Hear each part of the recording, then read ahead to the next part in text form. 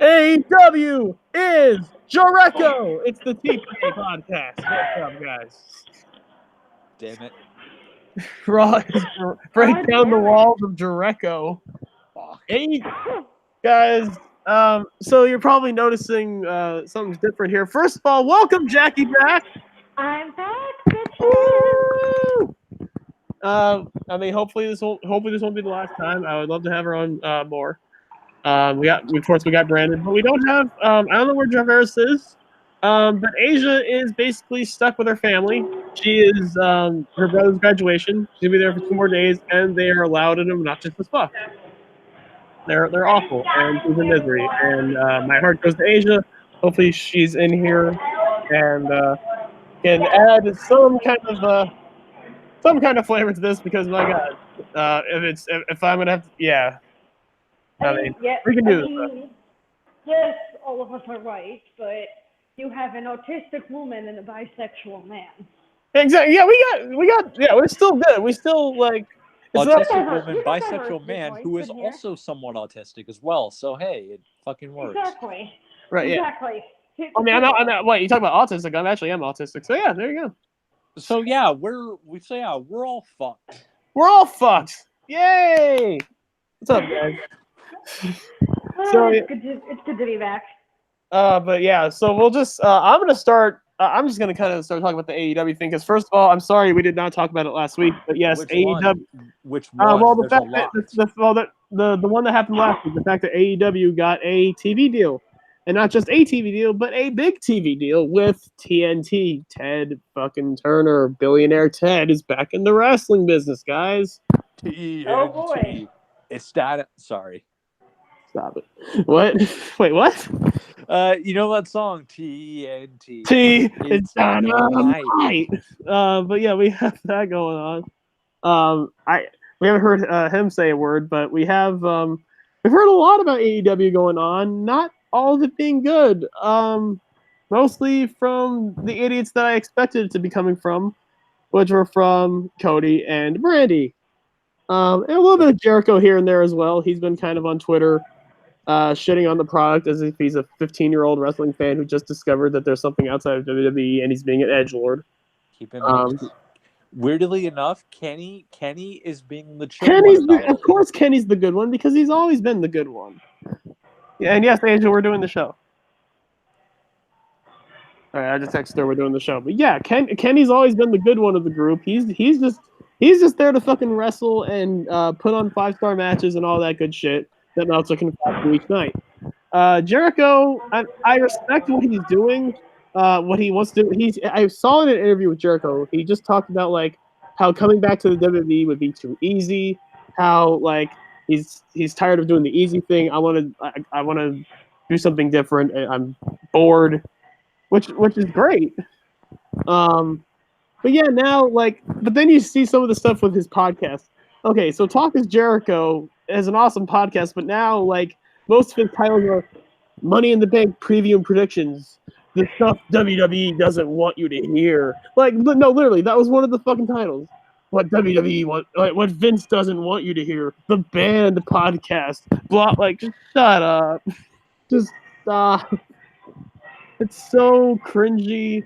It's so I don't know if it's just me, but it's so fucking cringy and annoying. What's up, Richard Brinker? Welcome to your new not favorite podcast. Seriously, we are trash. But yeah, oh boy. But your guys' thoughts on this bullshit? Because you guys have been seeing what Jericho's been doing, right? Yeah, a little bit here and there. I mean, I haven't been able to bring myself to care. On the one hand, props to him for wanting to do something different. On the other hand, it really is the easy thing because he could just go on his Legends contract and basically just on the other hand, though, dude, you're like what, 47, 48? He's 48 years old. He's 48 years old. Why the fuck are you being why are you acting like a 15-year-old trollless asshole? Edgelord. Not even an edgelord, just like an angsty teenager. Right. It's like that first time a kid gets on YouTube and decides to just troll in the fucking comments. Right. That's been Jericho for a while now. I don't know. Okay, so Asia's internet's slow, so she can't be on YouTube. I don't know how this is gonna work. Oh boy. I'm busy looking at Taylor's Twitter. Somebody's been searching her name on Tumblr again. This is sad. This is getting sad. Yeah. It's getting sad when it comes to AEW. Like, I wanted to succeed so fucking bad. Okay, she can't go on YouTube, so yeah, I don't know if anything's gonna work. But yeah, so I'll talk to her later. But yeah, like, and then we get to well, no, let's first get to Brandy Rose because this is my favorite fucking thing. So they've been hyping up AEW though for nothing. Actually, no. Before we get to Brandy, no, we gotta get to a certain match on this show. And we are going to do preview and predictions, at least for the matches we care. Actually, we'll do it for all of them. Why not? Because you guys basically know the card, right? Yeah, I was there when John and Ashton went over it yesterday. Not really, but you know. I mean, I know. I think I know every match on the card. So yeah, we're good. If you have a list, feel free to read it off. I'll give my prediction. I actually know the card by memory, but I'll get a list just in case.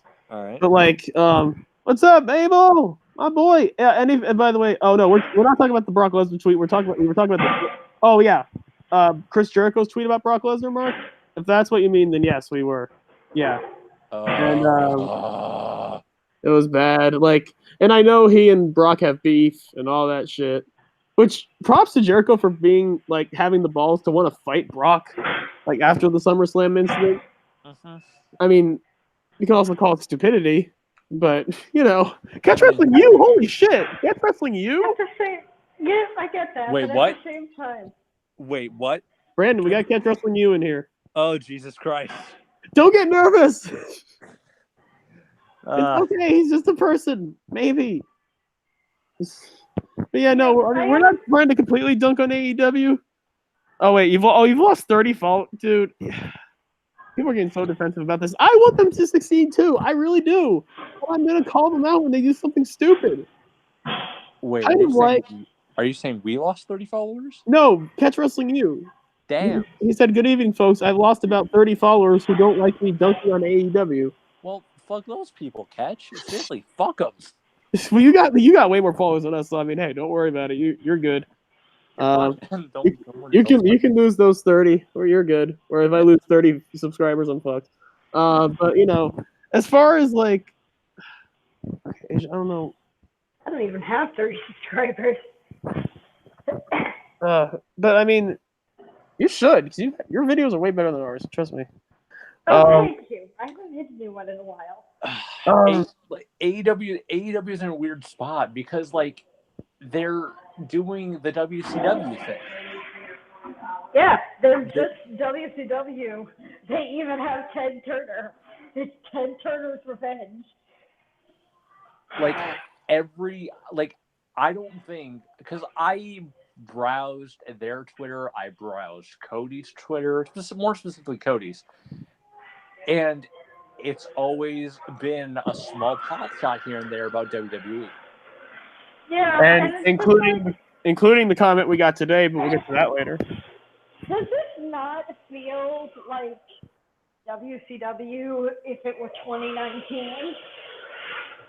It's absolutely WCW if it was 2019, just with the advent of the internet. Yeah, exactly. So that's exactly what I mean. Like, does AEW not feel like what we would see from WCW if they made it this far, or if they were a company today? The one thing I'll give AEW is I'm sure their booking won't be as incompetent or as tone deaf, but that's like going in with a shit ton of foresight that I don't have. Yeah, that's true. My biggest problem with AEW, well, it used to be my biggest problem, but really the whole problem I've had with AEW the entire time has been their god-awful annoying wrestling fans. Not all of them. I'm not going to say all of them, but my God, they will defend AEW to the edge of the earth. The fans are honestly worse than the product. Fucking annoying. Oh, wait! I mean, we don't even know about the product. I mean, we know about some of the decisions, including one I want to get to about a certain match on this AEW show. Before we even get to the preview predictions, Hangman Page versus Pac. Well, Is it so, on? Is it on or is it not? it is not on. They already did the match because it is not. The Dragon Gate World Champion Pac was set apparently to job to Hangman Page on the show at Double or Nothing to put Hangman over. Because while I do agree that Hangman Page should be one of their big top stars, Pac is a goddamn undefeated Dragon Gate champion. He has not lost a single match since leaving WWE. Which him holding that title means he is their top guy. He's their top guy. He's by far. He's not holding a mid-card title. He is holding their top title. And Dragon Gate is huge, by the way. And this is not just some small ass fucking company. They have been around for fucking years. And he's their main event guy.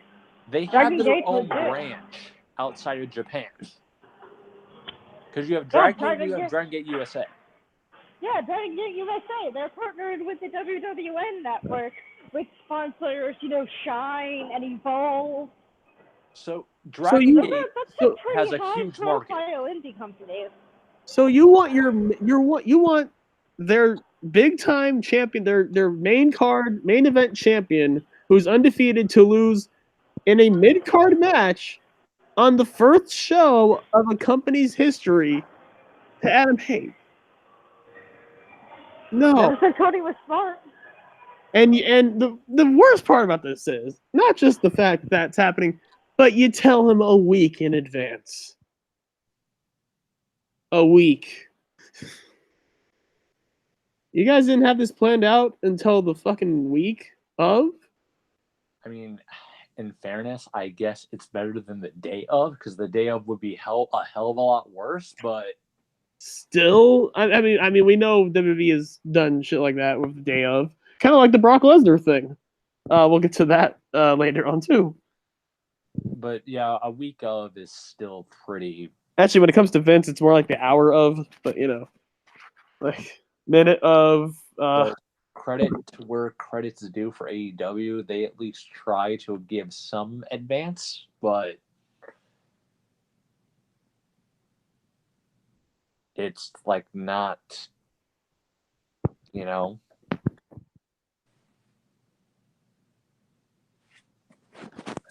But yeah, any more thoughts on the Pac Page thing? If I'm Pac, I'm taking a freaking Adam Page's rope and I'm hanging myself. Oh, Jesus. Yeah, of course you would take a hanging joke with Hangman.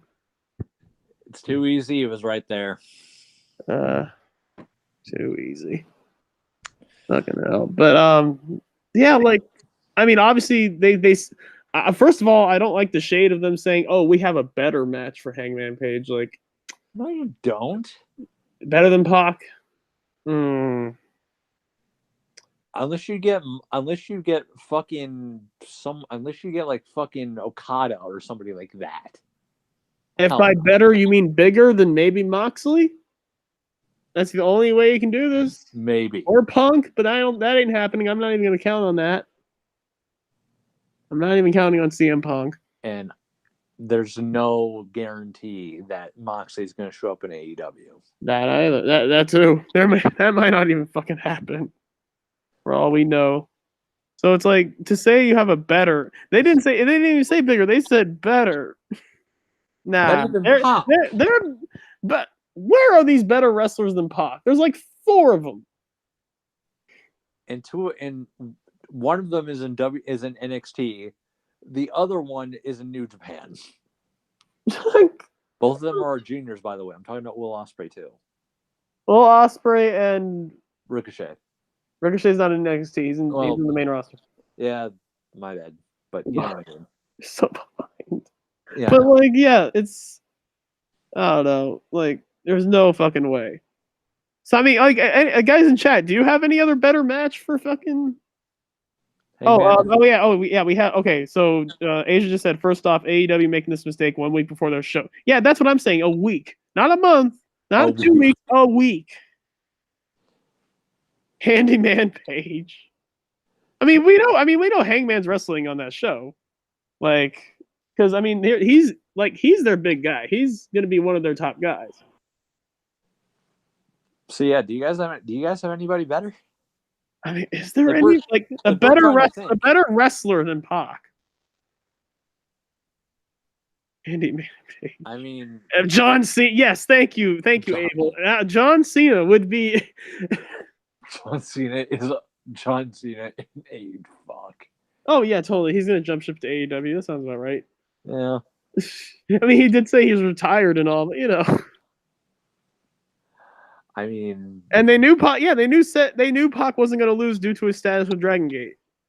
I mean, maybe because he's somewhat of a freelance guy, he doesn't work in New Japan all that much. Like maybe Suzuki, but I mean, I would love it, but Joey Ryan and I'm sorry, that's not a better match. And we've seen it too. We've already seen that because they had the whole feud about the size of their dicks. It was Joey Ryan's unstoppable dick versus the hung Hangman. We've already seen that. Yeah, we already seen Joey Ryan, and we saw it all in. Right, yeah, and not to mention about the whole Suzuki thing. Like, I would love if he would to AEW to face Hangman, but I mean, I don't think he would. It's not really his style. I ain't gonna lie. If it's not Moxley, I predict it to be Joey Ryan. It's gonna be Joey. It's gonna be Joey fucking Ryan. We're gonna get the goddamn Druids again. Fuck.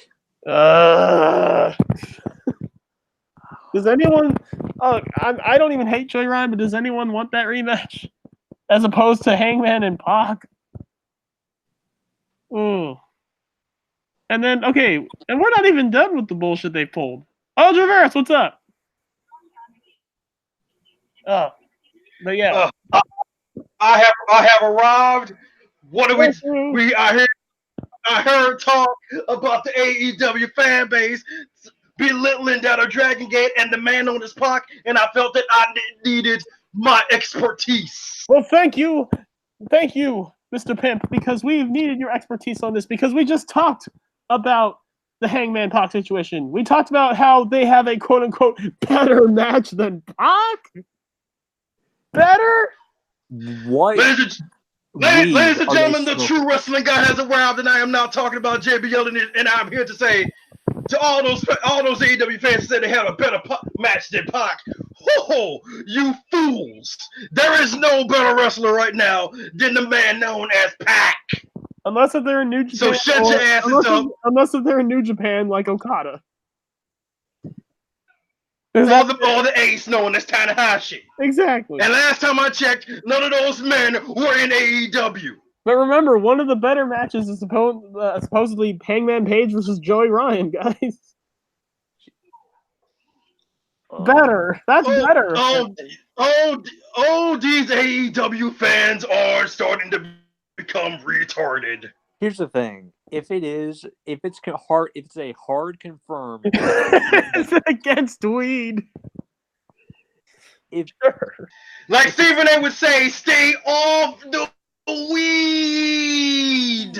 Here's the thing: if it's a hard confirmed that it's Joey Ryan, if you're a Joey Ryan fan, no ill will towards you. Seriously, you like him? That's fine. It doesn't make for a good match. Like, it'll make for, quote unquote, and here's the thing, it'll be way more entertaining if it didn't happen literally at All In. Well, wait, here's the thing we haven't discussed yet. Heyman's not going to be isn't going to be a Double or Nothing. He's injured. Wait, what? Hold up. Yeah, from what I'm hearing, Hangman's been pulled from the show. I think he's got a knee. I think he has a knee injury. Hold the fuck up. No way. Wait a minute. Hey. I may be wrong, but I was seeing on Twitter the other day that they were talking about Hangman was not going to be in Double or Nothing. Okay. And I saw a picture of him with him icing his knee, so I assumed, he's got a knee injury, so he ain't making it. If that is the case, oh my god! Like, I could be wrong. I could be wrong. I hope you are, because man, if that's the case, I mean, Double or Nothing was already looking kind of fucked, but now like, oh, yeah. And apparently they aren't crowning their new champion at the No, they're show. not. No, they're not. Crowning it at one of their TV shows. Which I'm actually, I don't even. My personal opinion, I am actually fine with that, because then that builds a reason to watch your next show. But you know, I don't know. That's until you find out the match for the World Championship is going to be the winner of the Battle Royal versus the winner of Omega Jericho. Okay, well, we'll get to it, but there's ways to salvage this. I don't know if they're gonna do it. In fact, well, before we talk about the actual show, I have two more comments I want to talk about. Brandy Rhodes. So they did this bitch. No, so they did a little like AEW like hype up kind of thing. They interviewed Cody and Brandy, and Brandy had to pull the most used up bullshit excuse kind of like think of the most asinine comment a wrestling fan can possibly make. Okay, now I'm gonna say it. If Brandy Rhodes said, "If you don't like what you see at Double or Nothing, you're not a wrestling fan." Yes, because wrestling. So basically, we're not. So basically, I'm not allowed to say that your show was shit if your show was shit. You're basically making excuses for your show being shit already. Yes, because wrestling fans throughout the course of wrestling's history are not allowed to be critical of something. Not even you're not a real wrestling fan. Usually people say you're not a real wrestling fan. No, you're not a wrestling fan, period. You don't like they're already trying to make excuses for the inevitability that their show is going to be absolute trash. I mean, are you seeing what's going on? Especially if Hangman's injured. I don't think it'll be bad, but I think they are risking over hype here. Very much so. Is it going to be worth $60 though? No. Hells no. No. This is why I'm watching that shit on Tamiya TV. Like, I'm sorry, but this isn't like a wrestling. I wasn't even gonna watch it, but I'm damn sure I'm gonna pay $60 for it. So yeah, AEW is the end all of wrestling. Oh, I'm pirating it. Plus, I need to see the Joshi match. Plus, if you ain't got time on your TV, hell, I think they're streaming it free on freaking Bleacher Report. All you gotta do is just download the Bleacher Report app. I think they're streaming it too. Yeah, they might be. Anybody want to pirate AEW? Hey! I mean, you're gonna have to. I ain't paying $50. Hell no. I ain't paying $60. Okay, I remember the days when we didn't have the network and we had to pay for pay-per-views. Usually, most of the shows that I still didn't. I went on streaming sites. Okay, but the shows that weren't WrestleMania were maybe $40 or $50. This is $60. This is WrestleMania price. Cody, what you're trying to tell me is that this show is supposed to be your WrestleMania. Cody, I'm aware that you have a lot of your daddy's money, but be aware that the rest of us don't. Exactly. Hey, man, not all of us are rich like you, man. You have a lot of your dead daddy's money. Some of that should have probably gone to your brother because he has a kid. Just a thought. And Jarvarus, we know the dog. Yeah. And Jarvarus, we know you're rich, but you ain't gonna pay that money on that shit. No. That sounds like it's gonna be a waste of my money. Exactly.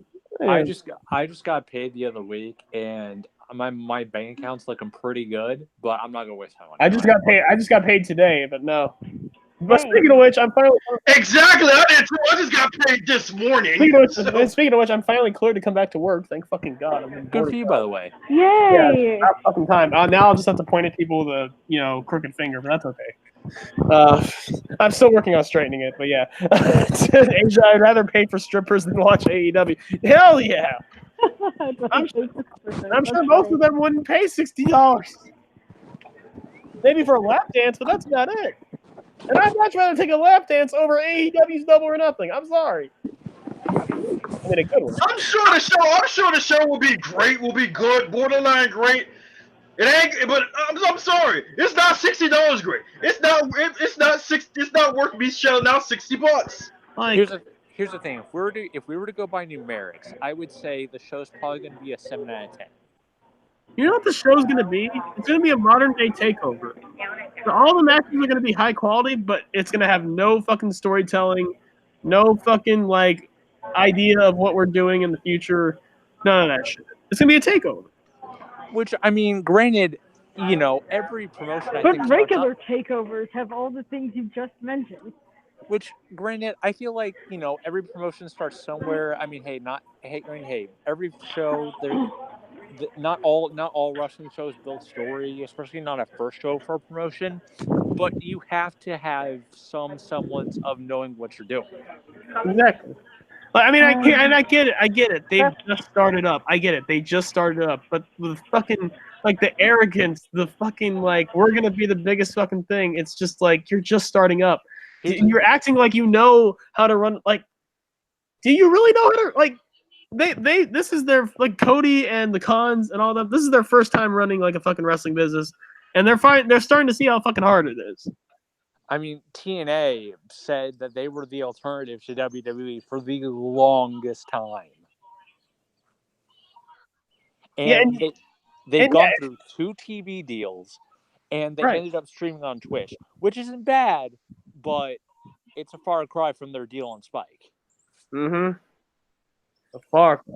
And the main reason why they lost their second TV deal is because for some reason they decided to bring Russo back. Genius idea. I mean, they have a TV deal right now, but they stream on a channel that's owned by their parent company. Disco and even that's not doing them any favors. The Pursuit channel's not doing them any favors, surprisingly. No, it's not. It really isn't. You would think they would do better being all under the same thing, but commercials keep cutting out matches. And actually, Asia made a good point. Speaking of Impact, but I mean, did anyone really want to watch that Elgin match last week? Hell no. But I was gonna make a really good, like, Asia made a really good point. One great pay-per-view isn't gonna be everything. It's how they are in a year or two. And there's a thing about Impact I could say that kind of fits that. The last pay-per-view they had was great. The last Impact show they had was fucking awesome. But what are they doing now? Look what they're doing now. Like, True. There are some things. Yeah, the world champion, unfortunately, isn't even on the tapings because he has a back injury because of that freaking C-Sport 4 spot. Which, of course, they can't. I mean, they can't control that, but and just like they can't control the Hangman Page situation, but still, like, they're not helping with the fucking Disco Inferno. Like, the fact that Tessa Blanchard, your best wrestler in the company, is wrestling with Disco Inferno is a goddamn. It's a fucking. It's a travesty. There's a reason Tessa's in Mexico right now. She's actually in AAA right now. That's even worse! That is way worse. Holy shit, no! Guys, she's about to have a match against Taya there. She's got a 3-way tag match, and Taya's tag partners are 2 former champions. I know that, but still, it's AAA. We know the fuckery that AAA pulls. Oh, and yes, I mean, look, Asia, we mentioned the NBA show with mainstream attention. Yes.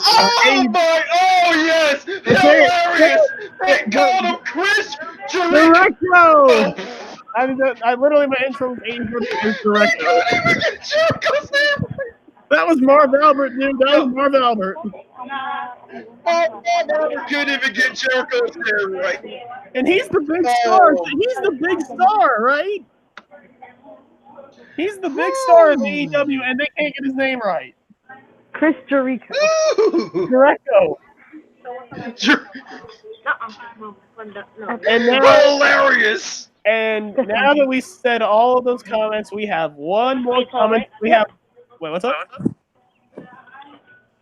Talking to people here. Sorry. Oh, okay. Yeah, but we have one more We have one more talking point to get to, and that is on one man, and that is Cody fucking Rhodes.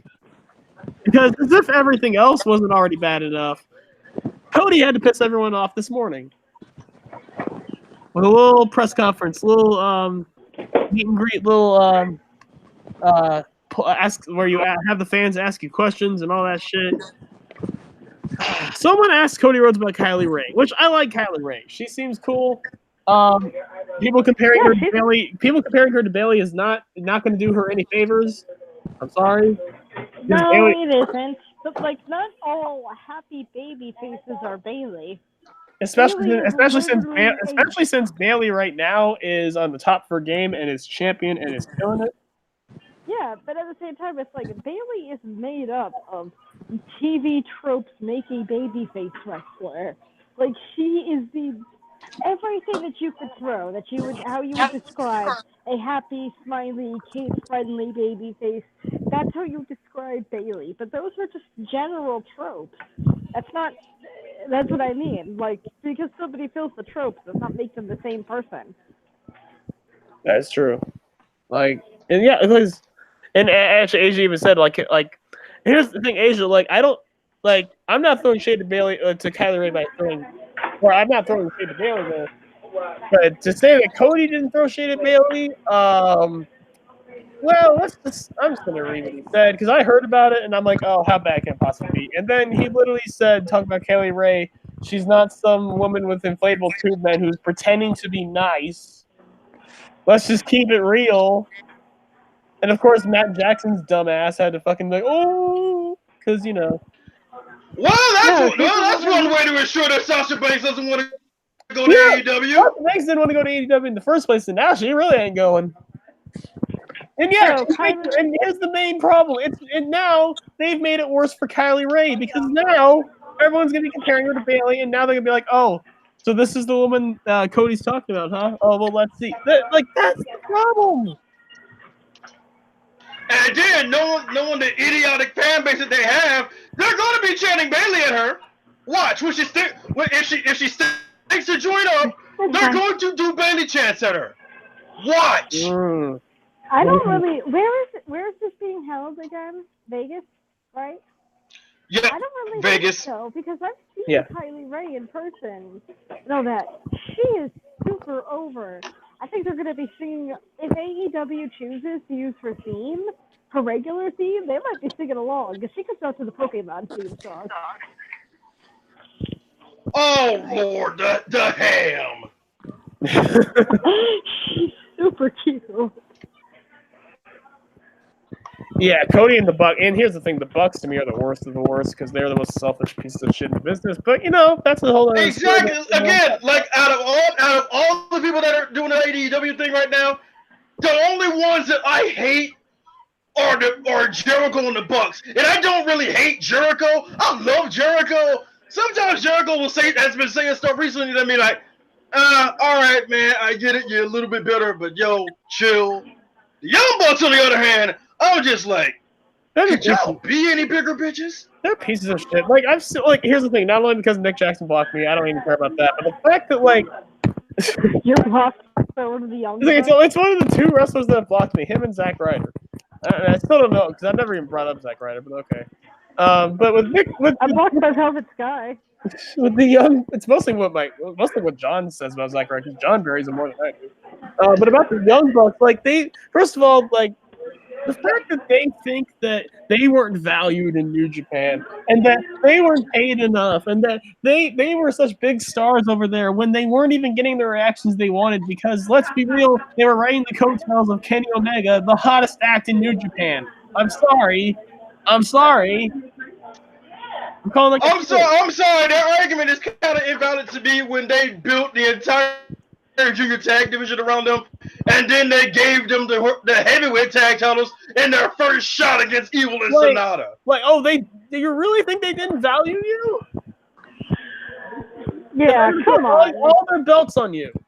In fact, wasn't there a point where they were simultaneously holding both the junior tag and the heavyweight tag titles at the same time? Yes. Yeah. No, I think you're thinking about when they were holding the Ring of Honor and the junior tag titles because that was during their feud at Red Dragon. Yeah, about to say clearly New Japan. That is still the best Ring of Honor feud that they had. That is still, to me, hands down, their best feud, and that was only because of Red Dragon. Clearly, New Japan didn't value you guys. Clearly, they didn't. Oh yeah, really, Kylie Ray looks up to Bailey too. Yes, they're at least they're friendly enough. Kylie started after Bailey signed, so I don't think they've ever met. But like, if they were to meet in person, I think they'd be friends. Like, and the fact that they didn't just throw shade at like some talent in WWE. It'd be one thing if it was like someone who people don't like Nia Jax. Like people, like I think people have been comparing that Nyla Rose to Nia Jax because she has the same kind of look and like all that. If they threw shade at Nia Jax, I don't think there'd be nearly as much shade. Would it be kind of stupid? Yes. Like you're throwing shade at Bailey. Bailey, one of the best ones. Whose best friend you have actively tried to pick up? Like, I think that could win the ball. You see, catch wrestling for you, I have to disagree. They're not 100 times better. They're 1,000. No, they're infinitely better than the Young Bucks. Okay, Jackie, are you still in the mall right now? Yes. Okay, yeah, because I can hear them like loud, like really loud. Why are you chatting with us in the mall? I work in this mall. I mean, it was kind of last second. Like she probably didn't think she was gonna be able to join. No, I didn't expect anything. So when I saw the thing, I was like, "Oh, you guys go live in like 20 minutes? Okay." Right. Yeah. So, but again, like. Meanwhile, I'm over here trying to unlock towers and shit, and Cliff is just like, "Hey, you a little busy?" Like, oh my god, yeah, a little. So I've been farming goddamn soul fragments. I think the 10,000 soul fragments to get like the last. I've been using Kitchen Hive, like the Kitchen Hive right now, and oh my god, I need to farm 10,000 soul fragments, and it's taking forever. It's the worst. But yeah, like it seems like right now the least problematic of all of them is fucking Kenny. And you know why Kenny hasn't been problematic? Because he hasn't said anything. Kenny has done. I don't think he's done any interviews or anything. Kenny's just been chilling. Very smart. Like the only thing he's really said, I think, was like when they got the TNT thing, he threw shade at people calling them a t-shirt business, saying, "Oh, we're back in the t-shirt business, guys." Which I mean, I kind of chuckled, but like, which honestly, I have expected Kenny to be the most problematic. No, the only thing he's done was remember when Roman Reigns had the the remission. When Roman was announcing his remission, then he decided to do the Twitch stream. Which that was just plain ignorance. Yeah, that was ignorance and horrible timing. That's it. Other than that, he's been fine. Jericho's trying to incite shit. Which I mean, look, I get it. If you want to be competition, you want to incite whatever, but you're not even doing a good job at it. You're really not. And still, wait till you're on TV first. Then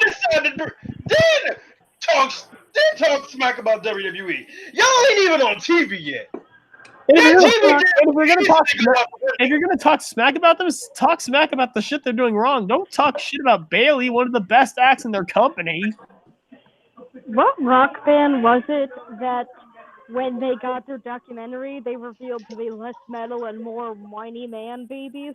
Because I feel like that's Jericho right now. There's a lot of rock bands like that. He's being an edgy, angsty teenager at the age of 48. I mean, you have Axl Rose with Guns N' Roses, but that's more Axl than the band.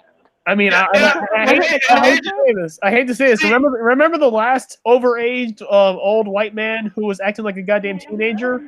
Hulk Hogan.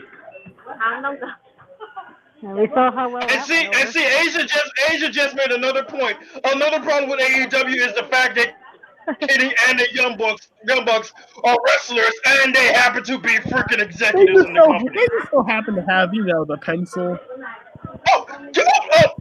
Cody too. Yeah, I mean, and I'm sorry. I love you, Katie, but if you make yourself the first world champion, that just screams. I am here to put myself over. I am fully expecting it. I am fully expecting it. Oh, so am I, because Cody is here to put himself over. Like anybody else. It's either going to be Kenny or it's going to be Jericho. And if that's the case, it's going to be late 90s WCW. Then no one wants late 90s WCW. Congratulations, Cody. Y'all are already starting to lean towards full Russo. You never go not even Russo. Not even Russo. Kevin Nash when he was booking. Remember, he booked himself to beat Goldberg. Oh God, you're right. He did. So yeah, it's like it's shades of that shit. Oh, dude. Oh WCW, God, you're right. They literally let the NWO book everything. Here's the thing. Yeah, AEW wants to be competition for WWE. They are literally emulating WWE's competition at one point. They are literally emulating WCW. With Ted Turner. They're trying to be WCW. Because Ted Turner is still hella salty that he lost the Monday Night Wars. But, I mean, fine, whatever. I mean, you do you, Ted. Make that money. Is it goals to be that petty after 20 years? Yes. I mean, it's Ted Turner and Vince McMahon we're talking about, Jackie. Oh, you're surprised. Ask Bret Hart. No. Ask Bret Hart. You're so right, Brandon. Hell, I gave you a recent one. Ask Luke Harper.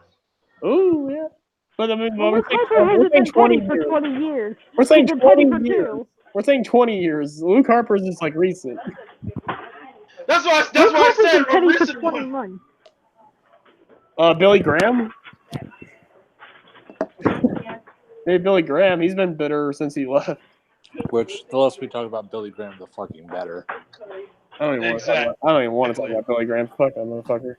But, is there anything else you guys want to talk about before we do preview and predictions?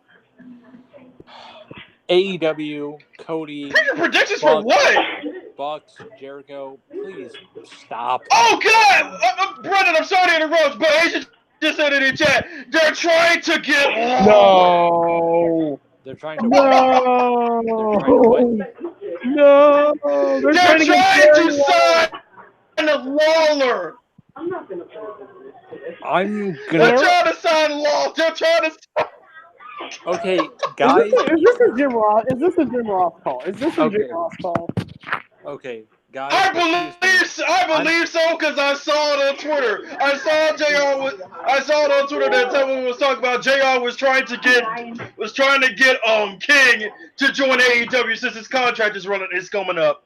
Okay, guys, I'm gonna go downstairs, get a gun, and blow my fucking brains out. Can I join you? Wait, no, Jarvarus, no. Oh, but when I join him, no, Jarvarus, you will not do this white boy shit. You will not do this white boy shit. You're better than that. Are you sure? Are you sure? Because all of this is just too much. You are rich. Because you can overcome everything. Because here's the thing, we're not even. It's all right. It's all right. Asia's the sole benefactor of my money. Because here's the thing, we're not even going to be getting good Jerry Lawler. We're going to be getting like lame dad Jerry Lawler. Yes, lame dad, late 2000s Jerry Lawler. Not even heel Jerry Lawler. I mean, we might get heel Jerry Lawler, but he'll still be bad. I love how Dominic. I love how Dominic pointed out the AEW trashed the Attitude Era, but here they are trying to emulate them. Oh my God! Yeah, AEW stands for Attitude Era Wrestling. Oh, you're so right. Holy shit! You're right. Oh God! Yeah, like Asia said, imagine Lawler commentating doing the women's matches. Oh no! There goes your women's division. Oh, dude, imagine him on commentary when Nyla Rose gets in the ring. Oh Lord! Oh no! If he goes there, if they go there, especially since AEW, I feel like is going to try to pride themselves from having good women's wrestling. Jerry Lawler, here's the thing. Oh God. Jerry Lawler commentating a good women's wrestling match? He can't. God. He can't. He can't. He It's not literally possible for him can't. to do it. He has to mention puppies. Either puppies or something. he will. Something perverted. Especially since it's TV-14, he'll definitely bring up puppies. It's gross. He ain't gonna be saying puppies. He's just gonna straight up say titties. Sorry. Mike, Mike. Like, ugh. And with that being said, there's a few positives that we'll get into when it comes to this show, but man, there's a lot of negatives. Again, the I'm in-ring going stuff to should be listening to good. Wait, one at a time. What's up, Jeffy? Don't you want to look forward to hearing Jerry Lawler mispronounce all the Japanese women's names? Oh yeah, the Japanese Oh, women's match is gonna be great. Oh yeah, no, he will not be able to commentate. He butchered Nakamura's name. Dude, Jerry Lawler commentating on Aja Kong. I don't. No.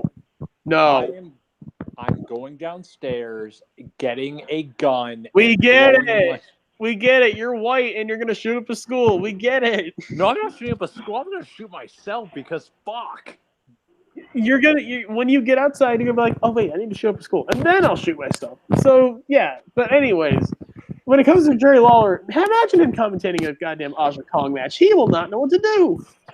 Again, because Jerry Lawler doesn't know good women's wrestling. Does he even know who Aja Kong is? Oh wait, no, he does. No. He has to. He has to. He does because she was in WWE during the Attitude Era. She was in WWF. She was in the mid-90s. So she knows, thank God, he at least has familiarity with Aja Kong. The rest of the women, no. You better know better than to say anything stupid. Has he commented? Here's another thing. Remember when Jerry was like in WWE? You remember like the big thing was that he never watched the product. That's fucking right, though. He never did. He never watched. And you're supposed to be commentating for this? Can you blame him? Oh, it's bad. Yeah, what's up? Can you blame him? No. Yeah, no. Not really. No. Again, this is why. Wait. Sasha liked one of Asia's tweets. Good for Asia. Wait, what tweet did you tweet? Oh, no, she didn't. Well, also she liked the tweet and she liked one of her posts on Tumblr. And I went on stage. I was like, "Yo, Sasha out here lurking." I mean, She's got a lot of free time on her hands. Which one? Wait, which tweet was it? Wait, which tweet? Right. Wait, guys. Asia made it. She made it. She's peaked. I met Becky Lynch. I got 2 likes. She's actually gotten a few likes from her before. Dude, Mia Yim likes my tweets. I'm like, God damn it, can't wait. Wrestlers don't usually like my tweets unless I tag them in them or we're having a conversation. Well, I mean, I had a whole thing with Mia since she's gotten signed too, reminding her about a time I met her and we talked about dogs. Yeah, exactly. Yeah, Mia Yim like interacts with me more than anyone, which is, I mean, that's my girl. So basically, everyone has interacted with my waifu except me. Add her. I haven't interacted. Damn it, I have. Try harder. Jarvarus, do you have any cute animals in your vicinity? Huh? They just love cute animals. Get some. Get some fast. Find some. I don't care what you need to do to get it.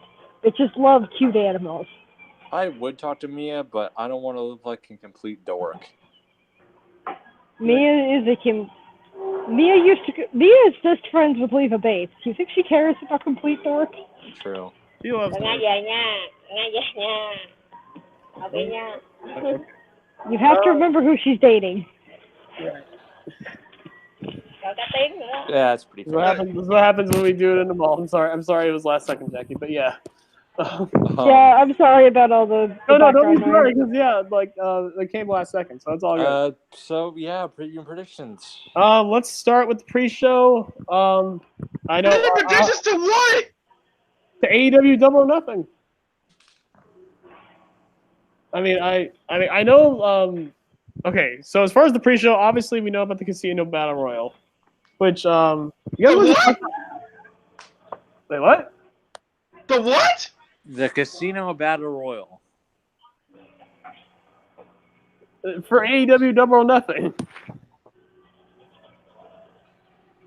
All right, I guess we have to do preview predictions. You really don't want to, do you? No, I don't know the. I don't know the freaking card. Okay. Let me pull it up real quick. Or Casino Battle Royale if you're feeling salty. We might as well just start with that because that's the one I remember the most. I'm gonna pull it up right now. But yeah, this is the Battle Royal. 21 people are gonna be in it to determine who will face Kenny or Chris at the next pay-per-view for the world title. So, of all the names we know about, MJF, Sean Spears. I think they were gonna have Jordan Grace, but I'm pretty sure she just got locked up with TNA. Which Yes, Sean she did. Just signed to deal with TNA. Which for the uninitiated guys, Sean It's the same Spears, reason Tessa can't be there because she's under contract with Impact. Which guys, for reference, if you aren't aware, Sean Spears is formerly Ty Dillinger. Yes, you're right. I'm sorry. Yeah, Ty it's Dillinger. so irrelevant that I had to bring that up. Yeah, I'm sorry. Mr. Perfect 10, Ty Dillinger. The perfect jobber. But yeah, we have him. We have. Honestly, it's gonna be a lot. I'm sure Marco Stunt will probably be in there Okay. because I love Marco Stunt, but yeah, he'll be in there for probably a big spot. I already know who I want to win. He's probably not going to win, but I know who I want to win. But keep going. Actually, I don't even know the rest of the people in the match, but of the people we think are going to be in it, who do you guys think is going to win? I want MJF. I want MJF. I really do. I want MJF, but watch Sean Spears win it. I really don't want I was going to say, I'm going with the man formerly known as Ty Dillinger. Oh my god, no. Yeah, why? Because his best friend is Cody fucking Rhodes. Oh, I will be so mad if that's Here's the the thing. thing. No. Okay, you have so much story potential and character work with MJF. MJF is guys, whoever. Okay, for the uninitiated, MJF is Maxwell Jacob Freeman. He is basically, if you combine the Miz and EC3 in one, except without all the basically all the good parts of the Miz, good parts of EC3. He is gold. And make him younger. He is a potential. And make him even better in the ring too. He's amazing in the ring. He is like every promo he cuts. He's such a snobby. He's rich. He's his another character work even more so than his in ring. Yeah, he's great in the ring, but his character work is what makes him a star. He is a star. He is that rich. He is that dick rich kid you hate, that you went to school with that you hate. He's the perfect fucking. So he's me. He's you. So he's me. Except white. So basically, if Jarvarus Carter was a wrestler, this is him. He must be your top guy immediately. Like if I'm a wrestler, I'm not your top guy. I am suing you and owning your company. Especially if he goes against Kenny Omega. I mean, I definitely like where you guys are going, but at the same time, you guys assume that Kenny is not like. If you want MJF to go in, you want him to win against Kenny, don't you? Right. Yeah. And that's like I said. Because Jackie, like I said, I fully expect either Jericho or Omega to win that heavyweight title. If MJF wins the Battle Royal, I want MJF to win the whole fucking thing. But again, it's Omega and Jericho. The only thing. Yeah, because I'm like thinking to myself, you guys expect that Kenny or Jericho are not going to get a lengthy title reign. That's why I'm saying as much as I would like him to win too, let's do Sean Spears first. Save MJF for later when he can actually win it. I mean, I expect. Exactly. I expect. Like, here's the thing: if I would have Ty Dillinger win, but like, you need to build him up first, because like the way he left WWE, he was doing nothing. You need to build a character for him. You need to make him He has a character. But he already does have a character. He's a jobber. That is his character. Permanent enhancement talent. But let's be real, like I'm pretty sure Cody is going to want to make him more than that. I mean, we know it's Cody. So even if they do want to push him as a top guy, not the please for the love of God, not the top guy, but a top guy, if he wants to do that, or even a mid card guy, you need to fucking like go it slow with him. You cannot just push him right away to the fucking no, because then it'll also give the impression that you're going to be a farm for ex-WWE guys, which is always the worst possible case. I mean, here's the thing. Which is kind of why I don't want Moxley to be there. Again, well, I mean, considering an ex-WWE guy is the executive is an executive in the company. Oh yeah, Demon Malenko did join AEW. Oh God. That too. Well, he didn't stay unemployed for too long, did he? Dang. Nah, it was only a month. Props to Malenko for getting a coaching job. If you're going to learn from anybody, Malenko's a guy. Malenko's one of the best. Yeah. Oh, for sure. So Dominic thinks Paige. No, here's the thing. I think Paige is going to have a match. Paige is going to have a match on the main show because they even said they're going to. Well, no, because I don't think he's going to be cleared to be on the show. Yeah, especially if he's injured and he ain't winning. If he's injured, that ain't going to happen. I'm still going with MJF. I'm crossing my fingers. That's just my. Brandon, look at you having hope. I know. Because other than MJF and Sean Spears, I would have said Jordan Grace, but she's locked up. I don't think she's going to be on the show. Sammy Guevara. Honestly, I don't want to sound rude or anything, but yeah, I think Jordan Grace getting locked in by TNA was the best thing to have happened to her because she doesn't have to be on this paper. She don't have to be on this show. Like, okay, I love him, but do you really see Jimmy Havoc winning? Because I don't. Okay, I'm Jimmy Havoc? because you guys would know more about this than me. Evolve doesn't do exclusive contracts, do they? I don't think so. Jimmy Havoc is on the contract. Yeah. Because I was going to say, for somebody who could show up in the Battle Royal, especially because he's a hot name right now, how about the Evolve champion, Austin Theory? I mean, dude, Jimmy Havoc is the best world champion. I mean, him as Progress World Champion. I mean, so why not have would be cool. Jimmy Havoc, I think, would be even better. Jimmy Havoc would be amazing. I don't see them doing it. I guess, like, I just hope this doesn't turn into a vanity project. Knowing how AEW is going to run things, they're probably going to just box Jimmy Havoc in as a deathmatch wrestler. That's my theory of Jimmy Havoc. They're just going to box him in as a deathmatch guy. Which, here's the thing. Like I said, I will see how Double or Nothing goes, because for now, AEW sounds like an indie company with a lot of promises. Okay. As the resident deathmatch guy, can I go off about the whole about AEW boxing him and Jimmy in as a deathmatch guy? As the resident deathmatch aficionado, can I go off?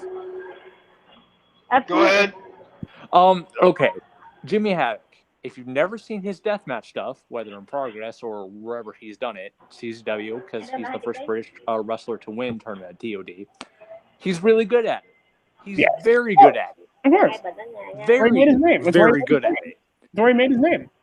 But his best work, ironically, came in Progress when he wasn't doing that. When he was going against it, when he was like, I'm more than just a deathmatch guy. I should be the top of the company, but you want to book. It would really go against like what he was about in Progress, and they book him as a deathmatch guy. He's like, oh, so I bleed and sweat for your company, and all you do is give me deathmatch. I'm the best in your company. You should treat me as the top guy. And here's the thing, and that's the thing. If AEW cannot do that story, the story that Progress did with him, they can't do it better than Progress did. Oh, what's up, Ranger? But yeah, like, because you know for a fact that's what they're going to probably try to do. Yeah, probably. And they're not going to do it as good as Progress did. Right.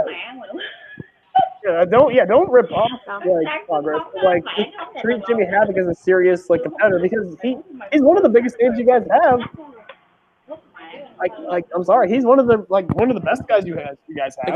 Again, this is not me knocking Jimmy Havoc's deathmatch stuff. I like his deathmatch. I mean, I'm sure we have to get a Jimmy Havoc Darby Allin deathmatch eventually, right?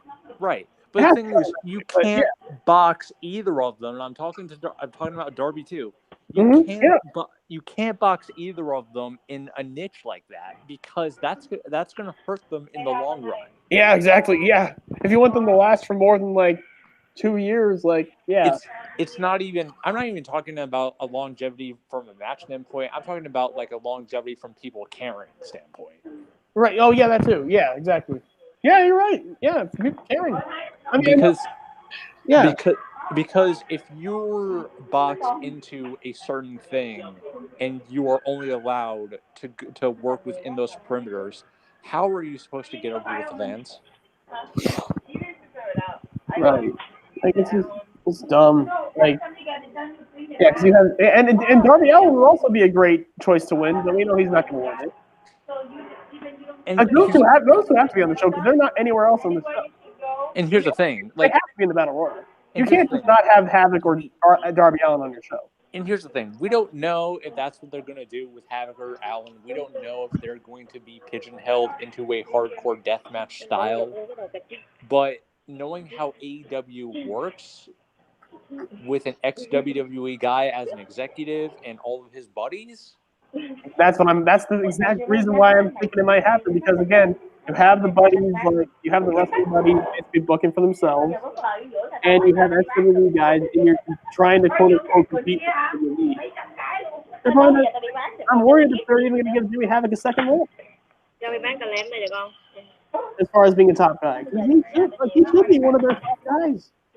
Every company he's gone in, he's made better. He's one of their best, like one of the most valuable guys, honestly. And Darby Allin can also be that too, but you know, Jimmy Havoc has been there. We know Havoc can do it. Again, ironically enough, like Darby never won the Evolve title, but he was amazing that he never won the Evolve title. He was definitely still one of their top guys there. Yes, I'm gonna be done in a few minutes. He was like, he was one of their big guys. Okay. This is not me. I can hear this too. It's not me. Okay, yeah, it's just the mall stuff. And here's the thing, I would mute you every once in a while, but like, the new YouTube channel is stupid. If I mute you, then I can't get unless if I like. I don't know what's going on with that shit, but yeah. I can't even control the mics anymore. But yeah, so prediction. Do I want to win? MJF? Do I predict? You know what, I'm gonna go safe and go MJF. Yeah, and I think MJF is winning it, but either way, he's losing to Omega. So. And I don't think I'm not even gonna go with the Moxley pick. If Moxley is in the Battle Royal, he's winning. I think Moxley fans might be the only thing more annoying than Bullet Club fans at this point. Becky, would you mind me muting you for the That's not me, you guys. That's Jarvarus or Asia. Because I can hear that too. From Jarvarus too? Because I can hear the interference too. Otherwise, I would mute. That's not me. Oh, okay. All right. Yeah, the other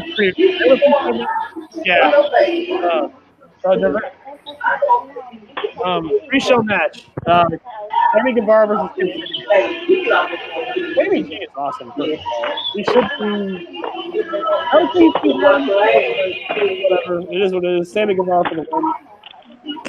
Sure, I go Sammy. Oh